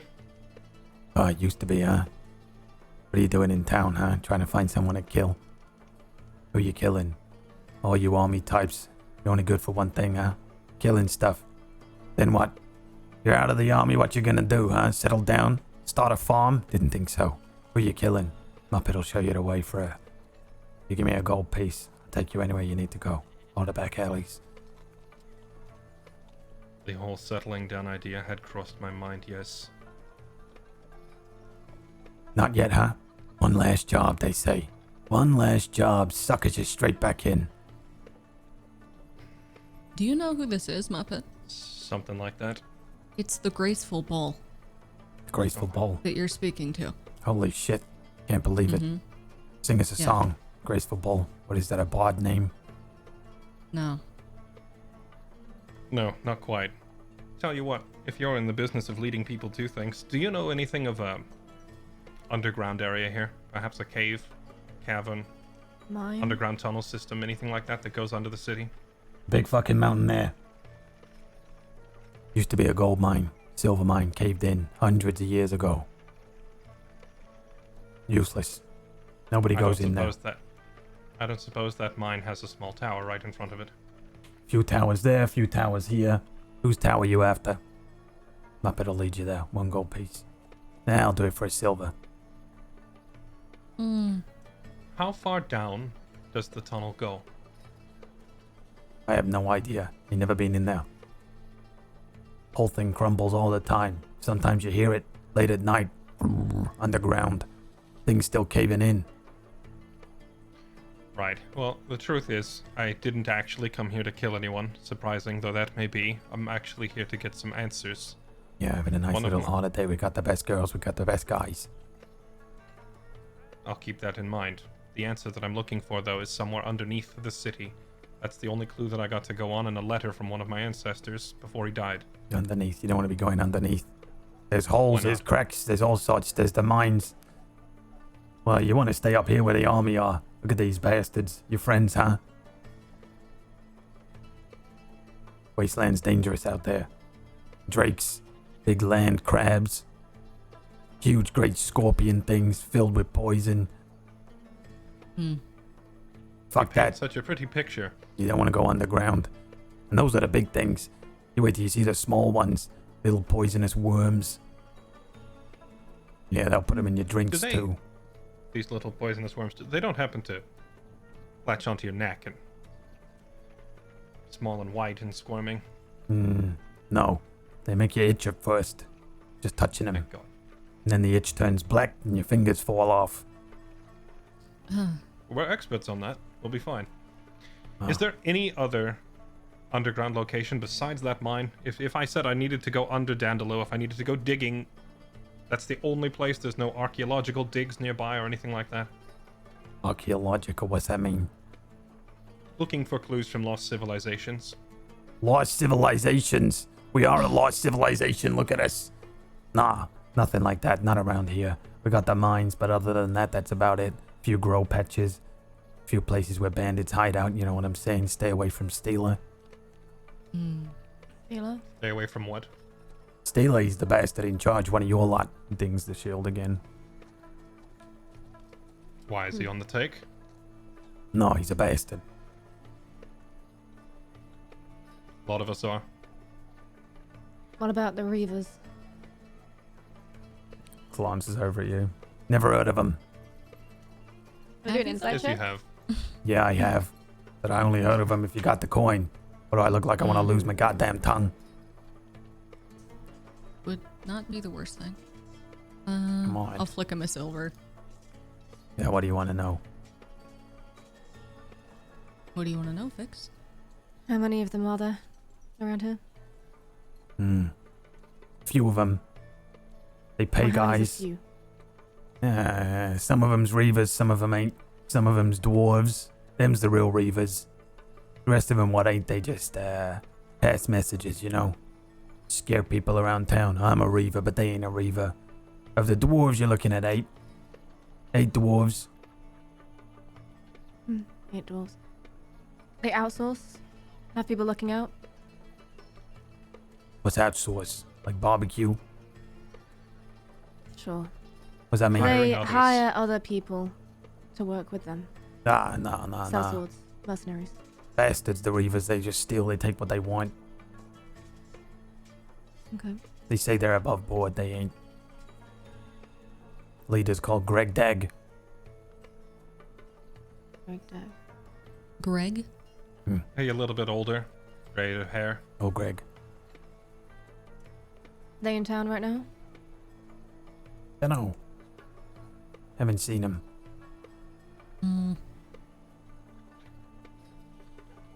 Interesting. And where do they hang out? Officially or unofficially? And when you say hang out, you mean where they sleep? And he dings the shield again. Not here to kill no one, huh? Why would you want to cause trouble in a lovely town such as this? Right there with you. Unofficially. Unofficially, you'll find them up the tusk. Drinking. But they got a little place. Straight down there. Right at the end by the walls. Little tower. Little squat building. brick in the wall. Or would you say that's where they keep their stolen goods? Hey, now, I don't know about that stolen good stuff, but if I was to keep it anywhere, that's where I'd keep it, under lock and key. Nobody goes in there. Get their tongues cut out, you know what I'm saying? Unfortunately, I do. You got a grievance with him? Just heard stories on the road. Alright. Hope you can take care of yourself. Yeah, alright, well, Got a little pointed thank stick you. there. You might need something a little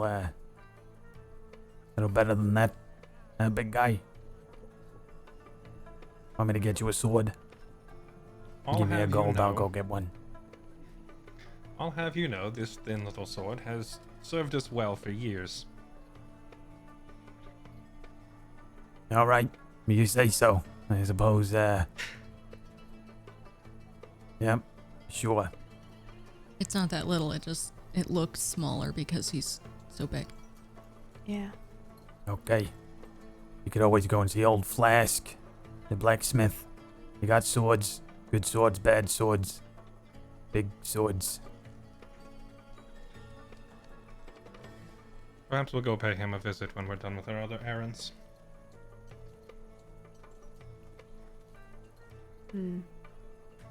Where are If we you wanted going to go first? down into the mines, who would we speak to about that? You don't need to speak to nobody. You want to go in the mines, you're free to go in there and die. Okay. I see. I take it no one's working it. No one goes in there. It's just emptied. Yeah. Okay. Do you have a town historian, sage, record keeper, anything like that? I suppose there's Mindardes. He's a mugrish. Where might I find him? Up there, usually. Sometimes he comes down to the bazaar. Think he lives up with the other council members. Points up to the huge building at the top. The Mulgrish are the town council that run the town. He's not much of a record keeper, but he's old. Elf. Good to know.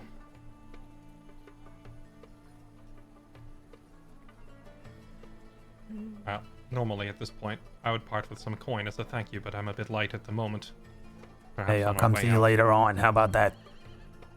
You do that. Make I sure might you have more smoke those questions up, for you yeah? then. Enjoy yourselves while you're here in town, okay? Mm-hmm. All Will right. do. All right. I was going to try and take something off you, but you really don't have nothing, huh? None of us We're pretty do. broke. I'm sorry to disappoint you, pal. I do. You can try. Don't take that bait. Nah. I think I'll see you later on, okay? You smoke up. Okay. Remember, up it your guy. Mm-hmm. Thanks, Muppet. All right. Anybody tells you to kill Muppet, you say no, right? No. Oh, you can That'll say be no our- for some gold. Yeah, you be careful with them Reavers, the bastards. See you around, Muppet. Dings your shield and turns around, like immediately walks over to someone else and just goes, Hey, here you go. On the house. Have one of these. I love him so much. I love him. What a nice guy. You literally never saw his face, by the way, in that entire interaction. You just saw his chin wiggling under the thing. Is he Alright. wearing one of the Bloodborne hats as well? I mean, he probably looked like a Rufus Shinra in Advent Children with just a white thing covering a lot. He's just wearing a bed sheet, you know, just a huge flowing robe that covers all of him. Okay, so where are you going first/next? It kind of concerns me that he seems to know exactly where their hideout is too. Like it's not much of a secret. Well, Right. he didn't exactly seem like a stand-up guy. I know, I'm just saying what are the chances that the first person we speak to knows exactly where it is? I mean, I Oh, was well. asking him to see if he was consistent with what we'd seen, but That's an excellent point. But I'm still somewhat concerned because if No, I they're supposed to agree. be... If they're mercenary group, bandits, whatever, hiding out here someplace, you'd think that they would take a little bit more caution in hiding their whereabouts, unless they just don't care about being found. Maybe they have the town guard in their pocket. What did Sam call them? Amateurs? It's true. Mm-hmm. Might just rely on Alright. their brute force to get by. Well, let's...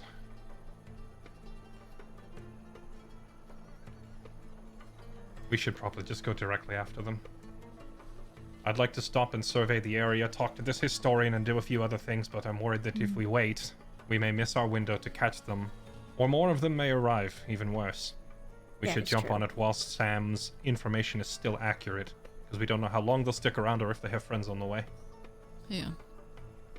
Though if Well, we do let's- cause a fuss, it might be harder to go and do the other things we need to do. Fix makes a point there as well. Quite true. Hmm. How far is the entrance of the mines from, like, the town center where we are?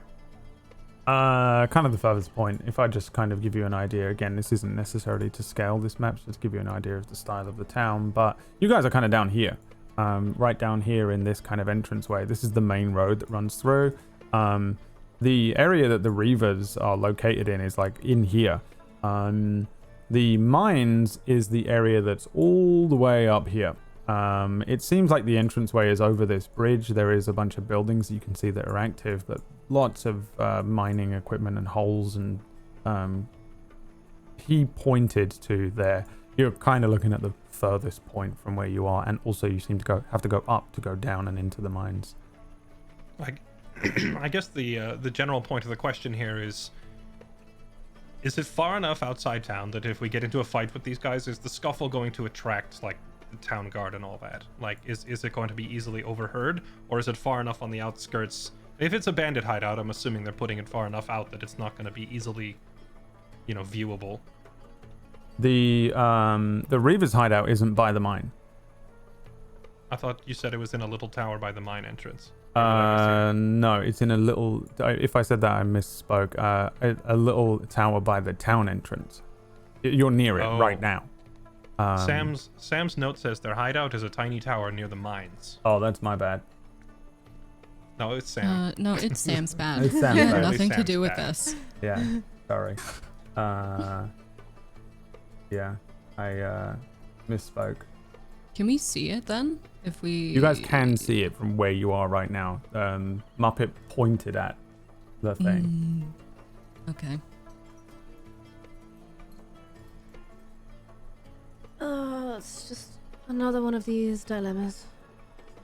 Okay, so it's close enough to the entrance. Well, the question still stands then. Is it close enough to the town that it's going to make an obvious scene if we do this, or is it far enough out of the way that, maybe we could get in and out without drawing everybody's attention? Roll me a d20 first. Oh, natural 20. As soon as you walked into town, there was like an outright blood fight between two merchants where one person was Yeah. stabbed and then just dragged off. Yeah. Feels like that kind of town. It's like Tatooine here. While the military presence is here, it doesn't seem like their town watch duties are their priority. You get the sense that their duties are more to deal with, like, if a random monster gets into town. They don't seem to give a fuck about little scuffles and stuff like that. Okay, well, I say we just go knock on the door. Not literally, but I say we go pay them a visit immediately while the trail is still hot. Yeah. Longer we wait, the more likely they slip away.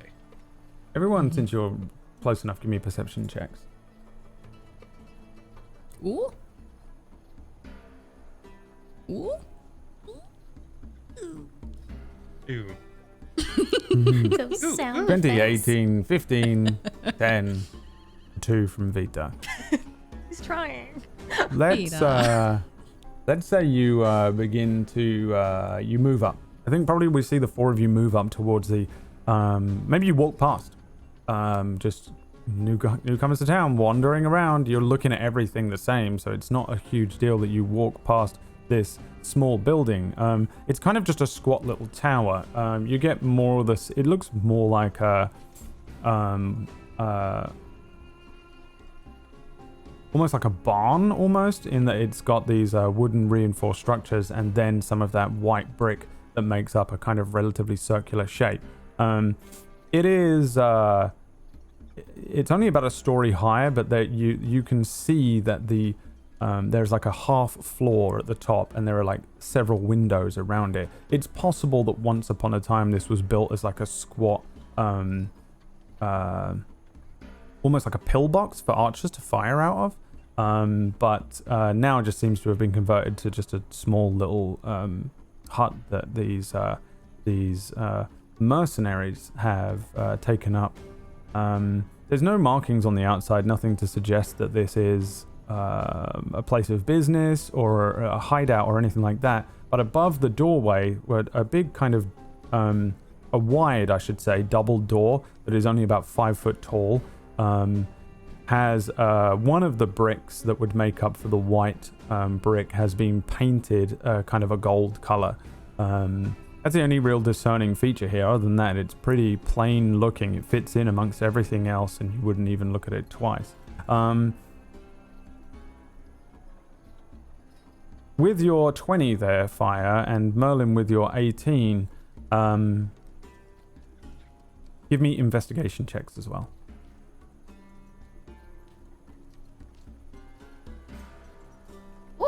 You don't see anybody in the windows or the I forget what they're called, the little windows that you can fire arrows out of that are kind of thin looking things, holes in the wall more than anything else. You also don't get the sense that anybody is on watch out the front here. You're looking at some of the people walking by, some of the people that are hanging around nearby.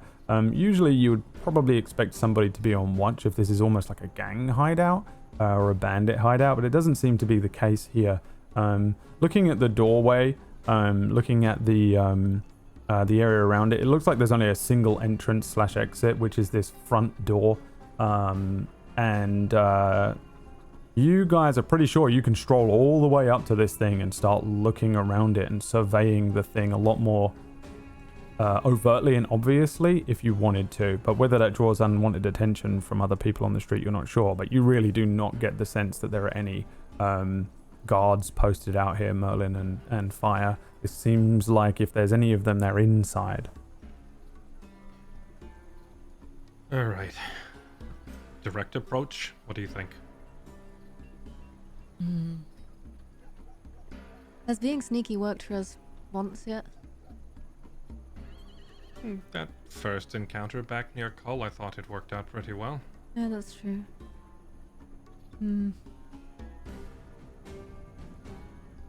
I can try to sneak in and get a look around. Well, then take a moment and do that thing where you smell the magic around us, would you? In case they have some sort of weird runes on the floor or whatever that are going to blow us up when we walk in. Fire, see if there's no other entrances, and it doesn't look like there is, maybe just look for pressure plates and traps on the door. If they are here and it turns into a fight, which it inevitably will, we already know how they fight. They're going to surround one person, try to beat them down, and then move to the next and rinse and repeat until we're all gone. So if they surround me first, which is probably what they're going to do, Merlin, fry all of us. What? I'll get back up. They won't. Also, You sure? alternatively, we have an explodey barrel. Oh, I'm saying if we don't get the jump on them and if it just turns into a Okay. fight. We're gonna Wait get till the they're all jump on together. them. Okay, but Wait that's... till they're all together and hit them all, if it must be that way, but if we can catch them by surprise, then even better. Yeah, I Alright. say we use Worst one of case those little scenario. illusions to bring them all over to the barrel and blow it up. Good idea. Alright, let's try it. What's something that would draw them over to the barrel? An illusion of me would do the trick. Yeah, or like a That or puppy. something shiny, you know? I'm gonna make it believable though. I could make Will extra shiny. Maybe in his maid outfit. My what? Yeah. Oh, you never did Yes. hear about that. Oh, I hope I never forget it. So ingrained into my brain, and I don't think I even saw it. Mm-hmm. I I'm not sure if I want to know. You'll Things we know if you found in need to. Jairus can stay in Jairus. You owe I me mean, an we could make explanation it when into this a is done. big keg of beer, maybe? Honestly, I feel like anything and everything out of place is going to get them to come over and take a look. Like Right, something but how misplaced. many of them? We need to get as many of them as we can, right? Not just one or two of them. Mm-hmm. I guess we'll see. Will, What's the give most? me a. I guess give me an insight check with advantage. You spent a shit ton of time with dwarves. 19. One thing that every dwarf always talks about when they get drunk enough is how much they want to try some King's Gold whiskey. King's Gold whiskey is literally the greatest whiskey in the land. No one would. There's like one bottle of it that's made every 5 years, and it goes, guess where? Straight to the king. I don't know if you know what it looks like. I don't think you would. I would have never seen this, but they probably haven't either, and I will relay that exact info to Fix. I Don't also think the create exact- an illusion in my hand of like, we can like create it together. I mean, what do you think? Like red label maybe? White one? Yeah, fancier. I mean, royalty, they wear purple and such, like a purple and gold label. Right. I'm like Doubt these crafting guys it have- as we talk and like adding little details, taking them away and things. Like maybe opened so it doesn't look too fresh and new. Like it's been stolen. Oh, no. Definitely keep it corked shut, 100%. But new, brand new bottle. Do they really believe that? Probably not, but they're still gonna run to check it. You think that will work? Sure. I think of any way to get a dwarf's attention, this is probably the number one way. It's probably the best way. Whether if their paranoia of having their hideout raided doesn't get them to come over here, then their thirst will. Now I can simply create the illusion, but if there's a physical bottle there, it would probably sell a lot better. If we see another bottle in there, we'll set it up in that spot. And you can sculpt your illusion around the outside of it, yes? Yeah, it just means if they pick it up, it won't immediately vanish. Right. Well, they're certainly going to run over and grab it, so Yeah. reaction window will be somewhat limited. Yeah. I have a flask. We make of all this oil. plan, but we know once we go in there, we're going to step on the floorboard and 4 of them are going to rush me, so let's Listen, get the show on This the road and time- see what Wait, happens. hang on. The it's rest gonna of us work. should stay back. Use ranged attacks. Absolutely. Oh, and if it's Is there really anywhere, necessary. So I'm looking around and looking if there's anywhere like high up we can get to, like a little bit of elevation and stuff, or to see the entrance. Not really. It's going to allow you to do anything to fire into the entrance because it's a dwarven entrance, so it's 5 foot high. Yeah. Also, you've got a lot of people on the street that you would have to contend with. Probably get away with fighting in this place and a little bit maybe out on the street, but fighting in the middle of the street is going to draw some extra unwanted attention probably. What were you saying, Will?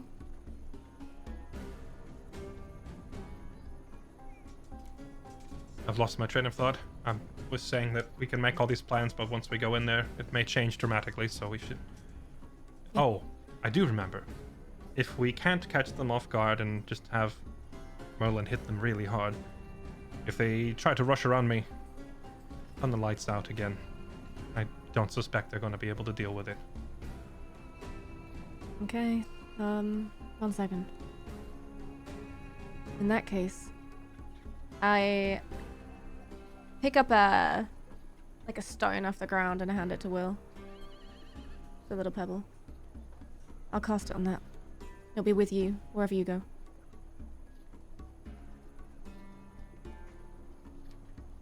Excellent. All right. Shall we? And I'll motion to the door, but I'm not going first because I know I'm the loudest. I'll kind of like gesture to fire to like Yeah. check the door for pressure plates and traps and all that. Fire can give me an investigation check. We are good to go. Can I creep behind and detect magic? Oh yes, you're also detecting magic, so you can give me that check also.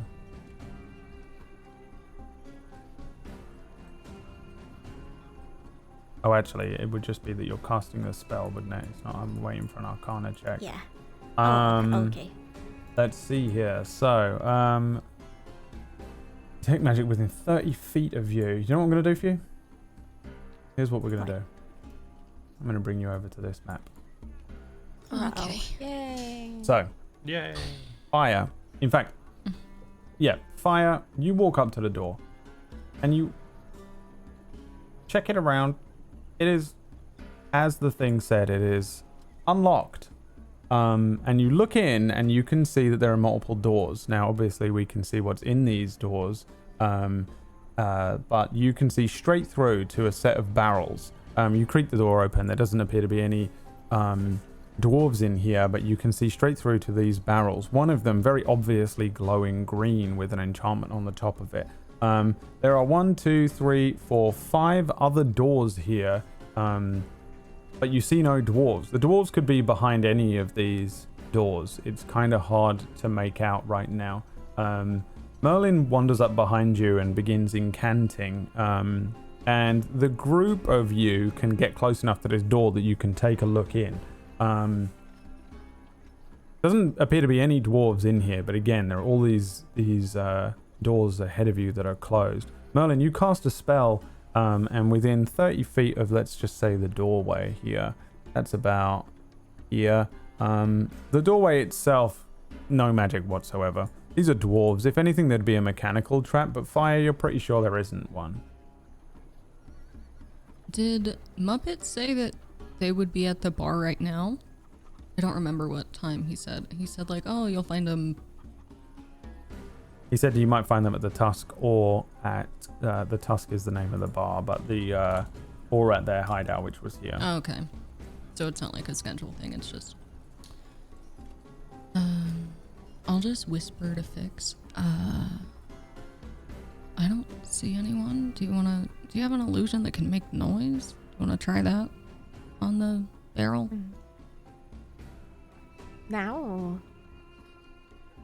We could just sneak in and try to find our things, but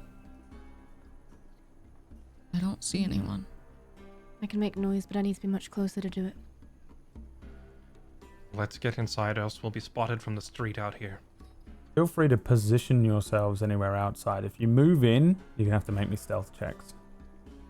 Yeah, I'll step into the door. Give me a stealth check. Just listen. They were a rowdy bunch. They're probably making noise through one of those doors. I am invisible. You move in. Boy. You can give me a perception check if you'd like, to see if you can determine if you can hear any of them now that you're inside. The sounds of the street dull a little more as you manage to get the walls around you. On a 19. Dead ahead of you, there's a door right next to that barrel that is with the green on it. And you can hear two dwarves having a conversation in there. It's in Dwarvish, but you can hear the two of them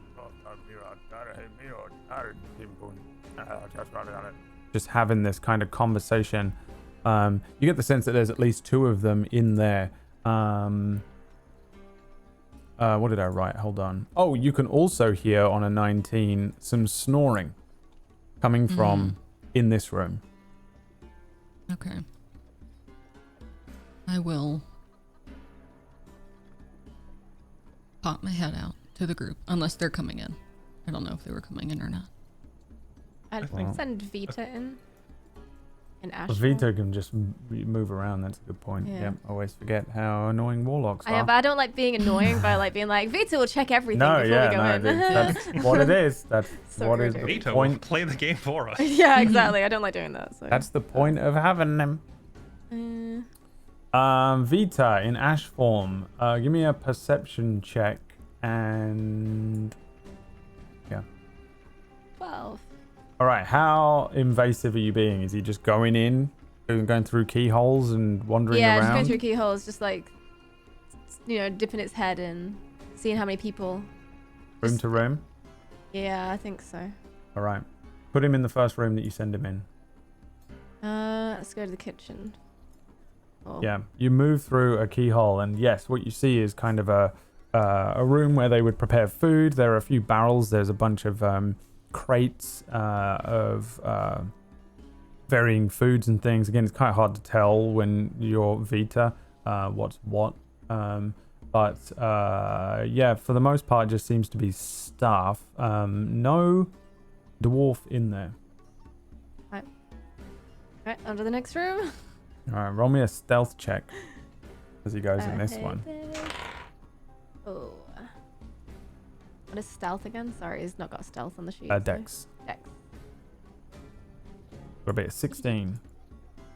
20. Hey. Oof. Vita sort of moves into this room, and you can see, if you're doing the warging thing here, that you recognize the eldest of the dwarves with his back to you. He seems to be writing things into a book. You can hear the scratching softly of a pen writing against this paper, and mumbling under his breath in dwarvish every now and then. I'm murmuring to the rest of them a brief description of what the place looks like and what I see as I look through Vita's eyes and move on to the next room. Yeah. In this room, you do see two dwarves sitting there, tankards, holding two tankards and discussing with each other. Roll me another dexterity check. You got to beat a 6. 8. Yeah, these guys are a little drunk. Again, the sounds of dwarvish rolling through Vita's strange ear hole things, whatever he uses to hear. Yeah, two dwarves in here sitting and having a drink. One of them sitting in front of an empty plate of food. Okay, yeah, and then check the second to last room. Yeah, roll me a stealth check. Yeah, let's just probably just do it automatically.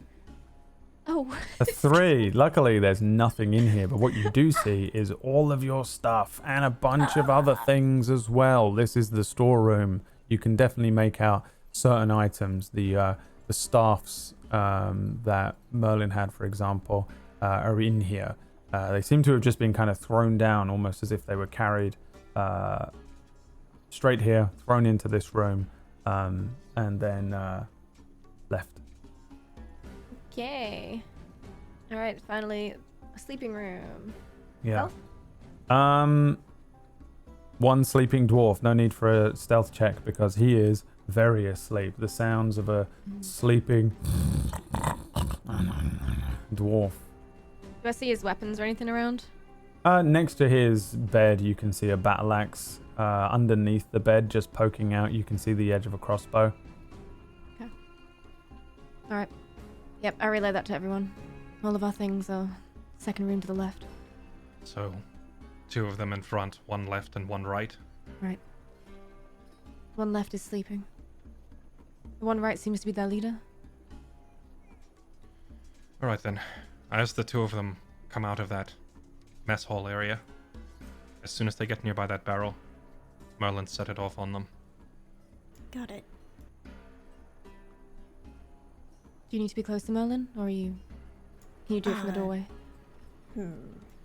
Did it say I could hit it with an arrow? Yeah. That Oh, a is flaming true. arrow. It said a flaming arrow, and I'm not sure if you have one.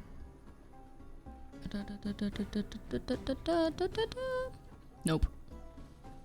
I could just light something. Well, if Merlin can do it, then we'll just do I that. was Not make it thinking that complicated. it might be overkill, but I was thinking Merlin chucks a fireball. They're gonna get hit by the fireball, and the I can barrel cover is... the distance. I don't want to burn our stuff on accident. Yeah, does the place look flammable, Brad? Or is it mostly dirt and stone? It's mostly dirt and stone, but obviously the stuff is flammable. The doors are made out of wood, the tables and chairs and the other barrels that are in the front here. There's not really much in this central room apart from those barrels, which you would suspect from looking at them are probably mead or ale. I could, alternatively. I could sneak into that room with the one dwarf and slit his throat. They had the option to kill us back in Kira, and they didn't.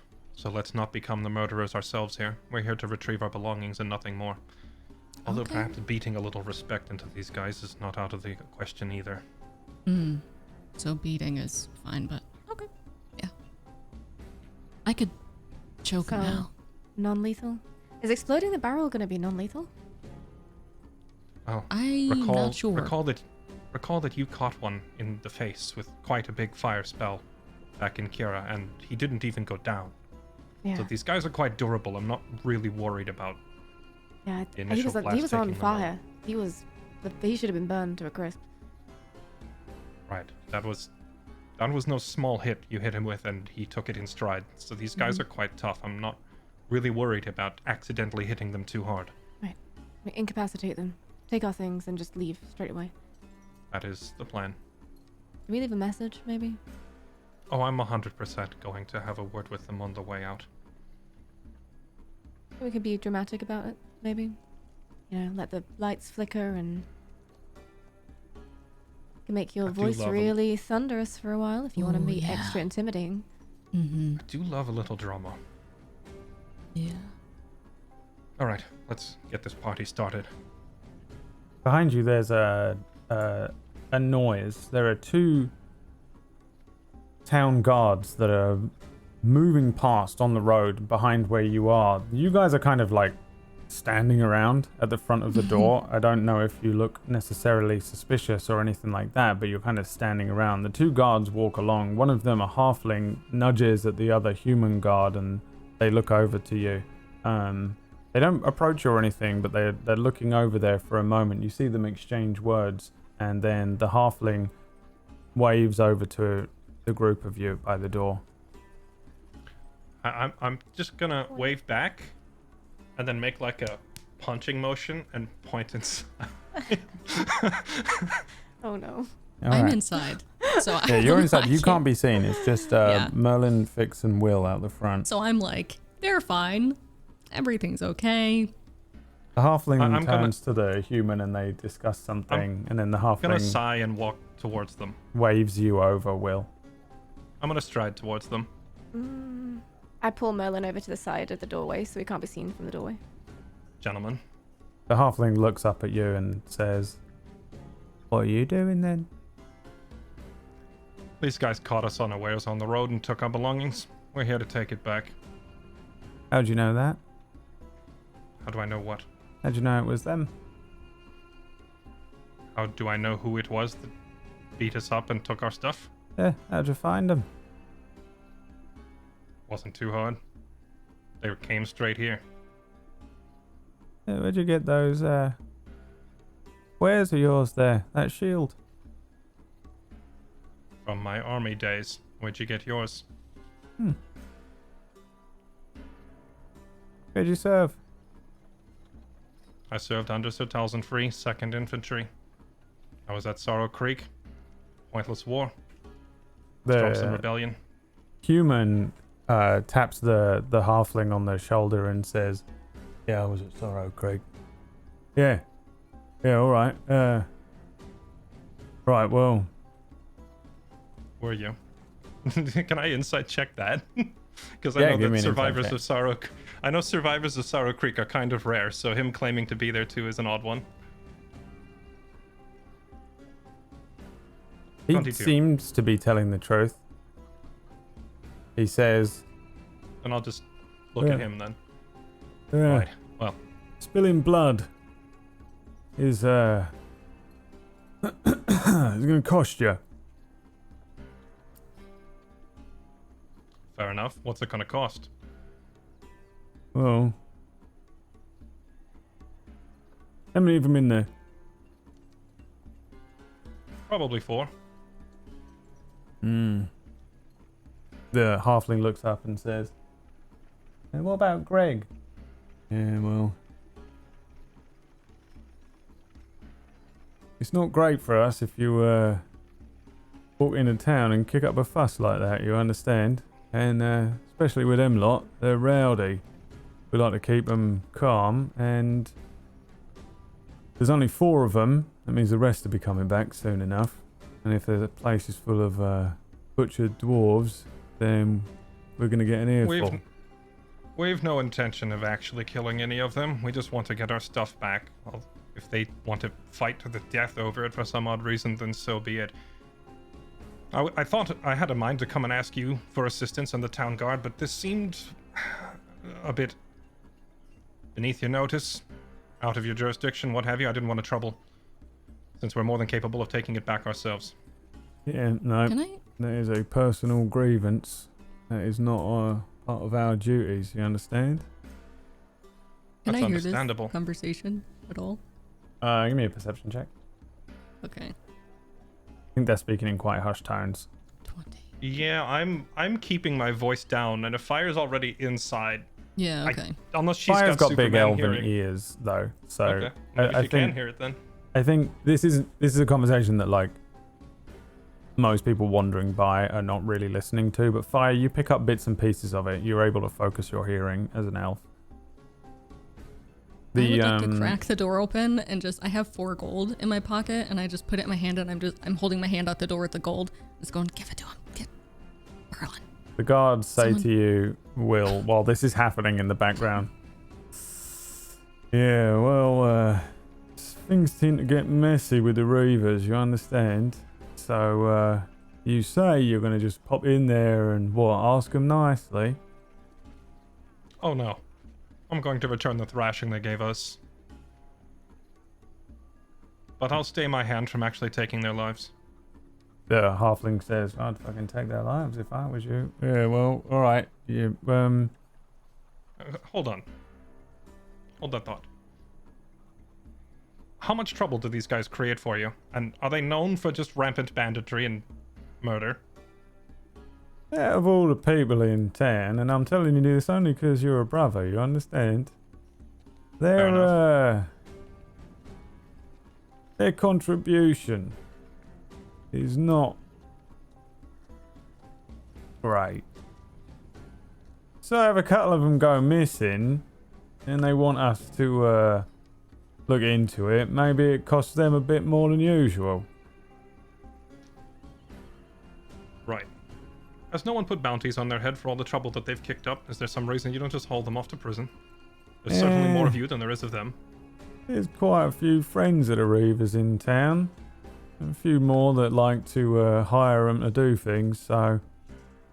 Honestly, they do quite a good job when they're hired to go hunting and tracking of the monsters and the beasts nearby, so...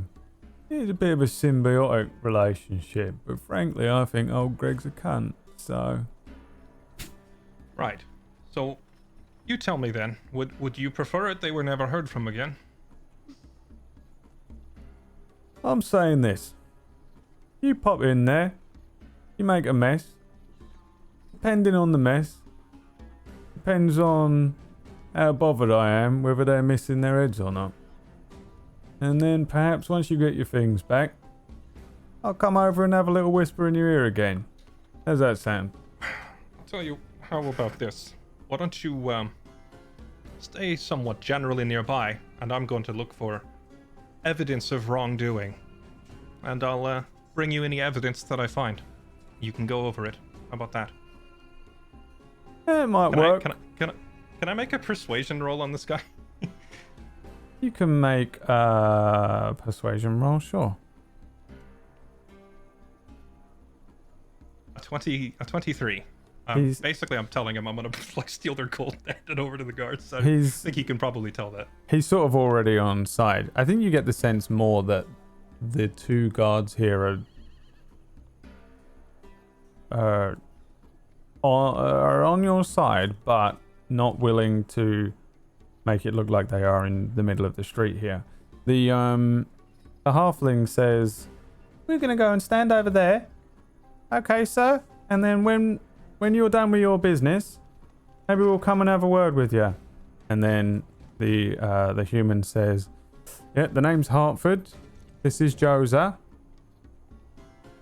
And any evidence you bring us of wrongdoing, we'll send it up the chain. I'm sure Commander Steeler will be very happy for your assistance. How is Steeler's relation with these guys? Do they get along? Oh, he hates them. Perfect. See you gents in a moment. And then I'm gonna start walking. As you're away. walking away, you hear the halfling say, Steeler hates me as well, though. So. And then... This is a Terry Pratchett book. As I'm walking back up, I'm going to quickly say, we need to do this quickly. There's more of these dwarves on their way back. And at that point, I'm just going to motion like I'm walking in. Because we can't wait any longer. I will Fire follow. is just holding the gold. Okay. I'll start walking in slowly. I'm not rushing in because I don't want to make too much noise. I'm not sure if... not sure how quietly I can do that. Is this like an elevated ring around the room? Yeah, but it doesn't really give you. So here it would be elevated to shoot inwards, but this is the almost pillbox element where you can look out onto the street. It is blocked entirely for access into this bit, but it is a raised area that you could stand up here. So it's basically just a downwards in. giant. So it's like a giant hamster wheel circle. You just go all the way around and end up where you started, Yep. but you could shoot down from the top of the stairs. If you barred this door, it would be a really good defended position outwards to an attacking force coming inwards. But in this situation, I don't think this ring would help you too much unless you wanted an elevated position here. Gotcha. Okay. Yeah, I'll just walk in and I'll kind of like point to the stair. Like I'll look back to Fix and Merlin and then just kind of gesture towards the stairs. Like you two should be over here as I walk in. I need to be closer to do an illusion. Position yourselves where you want, but give me stealth checks. Oh. And for now, we're If going to put Merlin... I stay back over here near the entrance, would I still need to make stealth check, or is even entering the building too close? Entering the building. It's real quiet in here. What I'd like There's to do the is go into muffled the murmurs. The muffled murmurs of the dwarves that are up there. So, on your stealth on a natural 21, you absolutely can. kitchen. Right, yeah. I stealth into the kitchen and wait by the door so I can cast an illusion. Yeah. I will wait and like let Merlin scurry into position first because I know he's quieter than me, and then I will move to like over here, ducked around this corner so they don't immediately see me when they walk out. Okay. Give me your stealth check. I'm waiting for Merlin. You can't do that And, because Merlin isn't here. Merlin gets wait, what? automatic. Because Disby isn't here. Merlin just automatically is I did attached not- to. I didn't notice Disby had dropped from the call. Okay, You're well, like, all right Merlin, then. I guess I'm up Merlin's next. just staring blankly. I wanted to wait for Merlin to get in position T-pose it. first because I know I'm Merlin's probably in gonna blow it. position. Merlin's in position. Okay. All right. Here's me to blow it. How do you make a decent amount of noise? I think once everybody else is in position, I just pull the door shut behind me of the place. Yes. You hear the door slam closed. From further within, you hear the two that are drinking continue talking. You hear the one that is snoring. But you hear the dwarf that is in the room that is writing on the right-hand side say, "Who's that? Bastard, who's that?" You hear a grumbling. You hear his door. It was locked, but you can hear a key turning at the door that the dwarf, who we would recognize as the elder, the one that started all of this with you in the first place back in Kira, turns. Is fire and, staying right here in the open? Just out of curiosity. Well, I was gonna ask Will, if I should just shoot if I see one, or if I should just stay hidden and then do whichever. Is she like somehow hidden or stealth, like right there in the open? no, No, I had wanted. this is a rewind time. Yeah, Before you walked in. Yeah. What were your orders Okay. for fire? Yeah. I would have like gestured to the top of the stairs here. Like, you two just get Okay. up here behind me in a choke point. Yeah, we'll say Merlin's up there too. You two are up there, kind of hidden. There is this is actually only about 6 foot up because this is a low squat building, and the ceiling in here is only 6 foot up as well. So if you're 6 foot or taller or whatever, you're probably having to duck in certain places. In here, it is not though. It's a little taller in here, but up at this top bit here, you're having to duck down a little bit. There's just enough of a what is it called? A banister almost, but it's stone built for you to use partially as cover as well. But you also have a little bit of a vantage point to fire down as long as you have the ability to see into this room. We see you kind of sit up against this thing, crouch down behind it, pull out the bow and arrow. Merlin begins to like rub his hands together, fixes behind the door, very like 007 kind of spy style hands waiting. Vita floating and bobbing around in the air beside you, and Will standing menacingly in his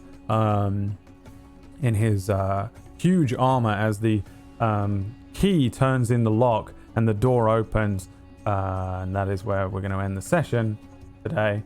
I don't know if we can even do this battle. We wouldn't have been able to do this battle either way, but we did lose a Disby because she's off. She's having to deal with something in her house at the moment. So that's where we're going to end the sesh.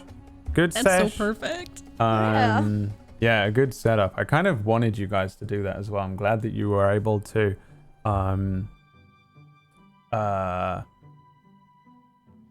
prepare.